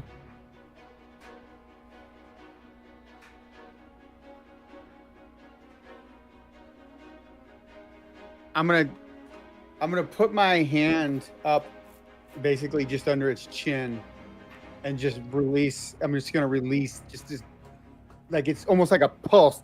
Yep. Sort of like that, and 17 plus 7, 24 to hit. That hits. Let's see if I can get a better damage roll. You see both of these ghouls. Ooh, 7 Okay. points. It looks Uh, bloodied at this point as you keep blasting this thing and you keep, shooting over and over. About the same level of damage is kind of happening, but this thing is just real punchy. You do notice that it's not going to claw you anymore. This thing goes in for it was biting. Now it's reaching back to do this big claw hit, which is Okay. one of its main things. But before that happens, Feilani, what would you like to do? You're inside. You can't. You see a tumble you see Ignatius just wipe this thing, and then he goes off screen in front of you because you see this doorway, right? Like you see like a stone archway door. What would you like to do? Doesn't Slinky need to go? Huh? No, Slinky is here. not. Slinky. Slinky's Oh, not he's made not it here. back Okay. to the group yet. Gotcha. Okay, I saw that the Starry Wisp did some So good what's damage. happened? How much? Starry Wisp. Starry Wisp is Okay. the one that I hit for Yep. first. Yep. So you're coming out. You see Ignatius fighting this thing. Yep. 14. That hit. All right.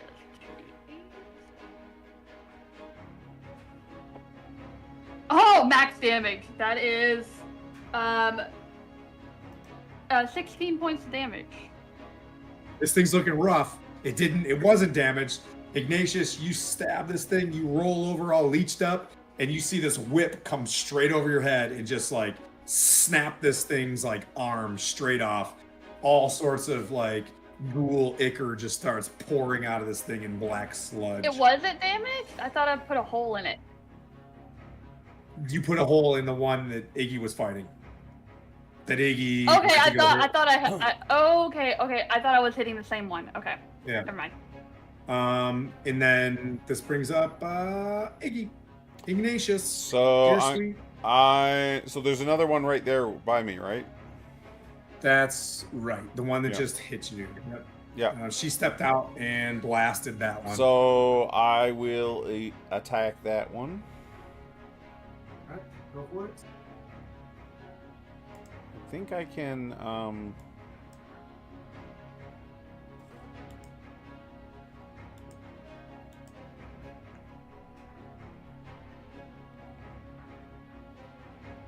Yeah, I'm gonna use one of my luck points to give myself advantage on this attack. You're gonna give him what? Give myself advantage on the attack. Okay. A dirty 20. Hits. Yeah. Oh, I love it. You're digging deep to make sure you end these things. All right, cool. Yep, so you hit it. So Oh, you're at 1 hit point. I do Hey, Tux. 9 radiant and then 4 from my sneak attack, so 13 in total. This thing is going in for a claw. one of its arms like rips off, its other claws like, so this one gets like totally ripped off by the whip. You stab it in its armpit and the light like bursts, its eyes go bright with radiant damage, and this thing falls in a heap in front of you as you see another ghoul getting ready to come down on Brody, but this time it's going to be 19 to hit. That hits. Just also on my turn as a bonus action, I'm gonna cast Armor of Agathis on myself. Okay, you go what it's like cold stuff, isn't it? Yeah, frosty chilly armor. Frosty chili armors. All right, so you will take 4 slashing damage, Who? Me? Me. Brody, Okay. and make a Constitution saving throw. But your dice are hot, so you don't have to. They are, except for my damage dice. And I dirty 20. Yep. You feel your body tensing up from what would be like a paralysis, and you overcome it. But you take the 4 slashing damage. And then that brings back around to you. What would you like to do as you're just battling this thing? Is now looks bloodied.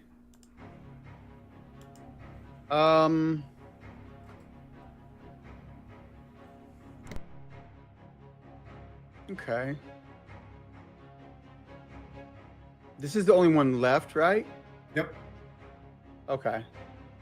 Then I'm gonna hit it again with another Eldritch Blast. And Okay. Yeah, so I'm just gonna one more time. Hopefully, I can do some more damage this time. Okay. And nat 20. Nat 20. Okay. Yeah.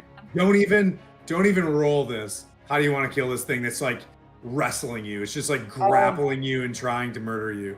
Yeah, so like for the last, 15, 16 seconds, you just see me kind of like dodging and weaving and then it hitting once and then hitting again. And then this last time I just totally focus it. And at the same time I release the Eldritch Blast. It's almost like a punch, and it just comes up right under his chin and blasts right when I make contact. And hopefully like his head just falls off backwards or something. Yeah, brilliant.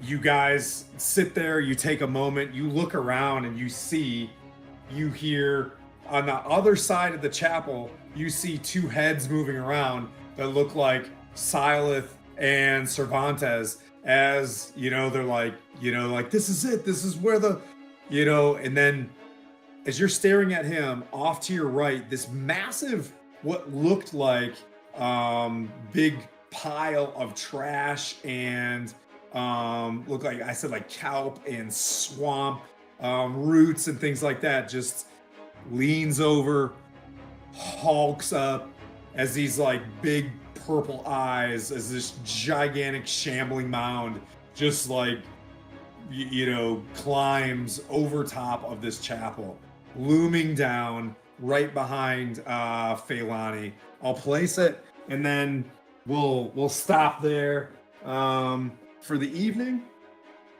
and then the rest of the party can join in on some of the fun for next week. It's Solomon Grundy. Solomon Grundy. But yeah, that's where we'll kick it off. We'll fight at the chapel of love in the next sesh against the shambling moons, and maybe you just start hearing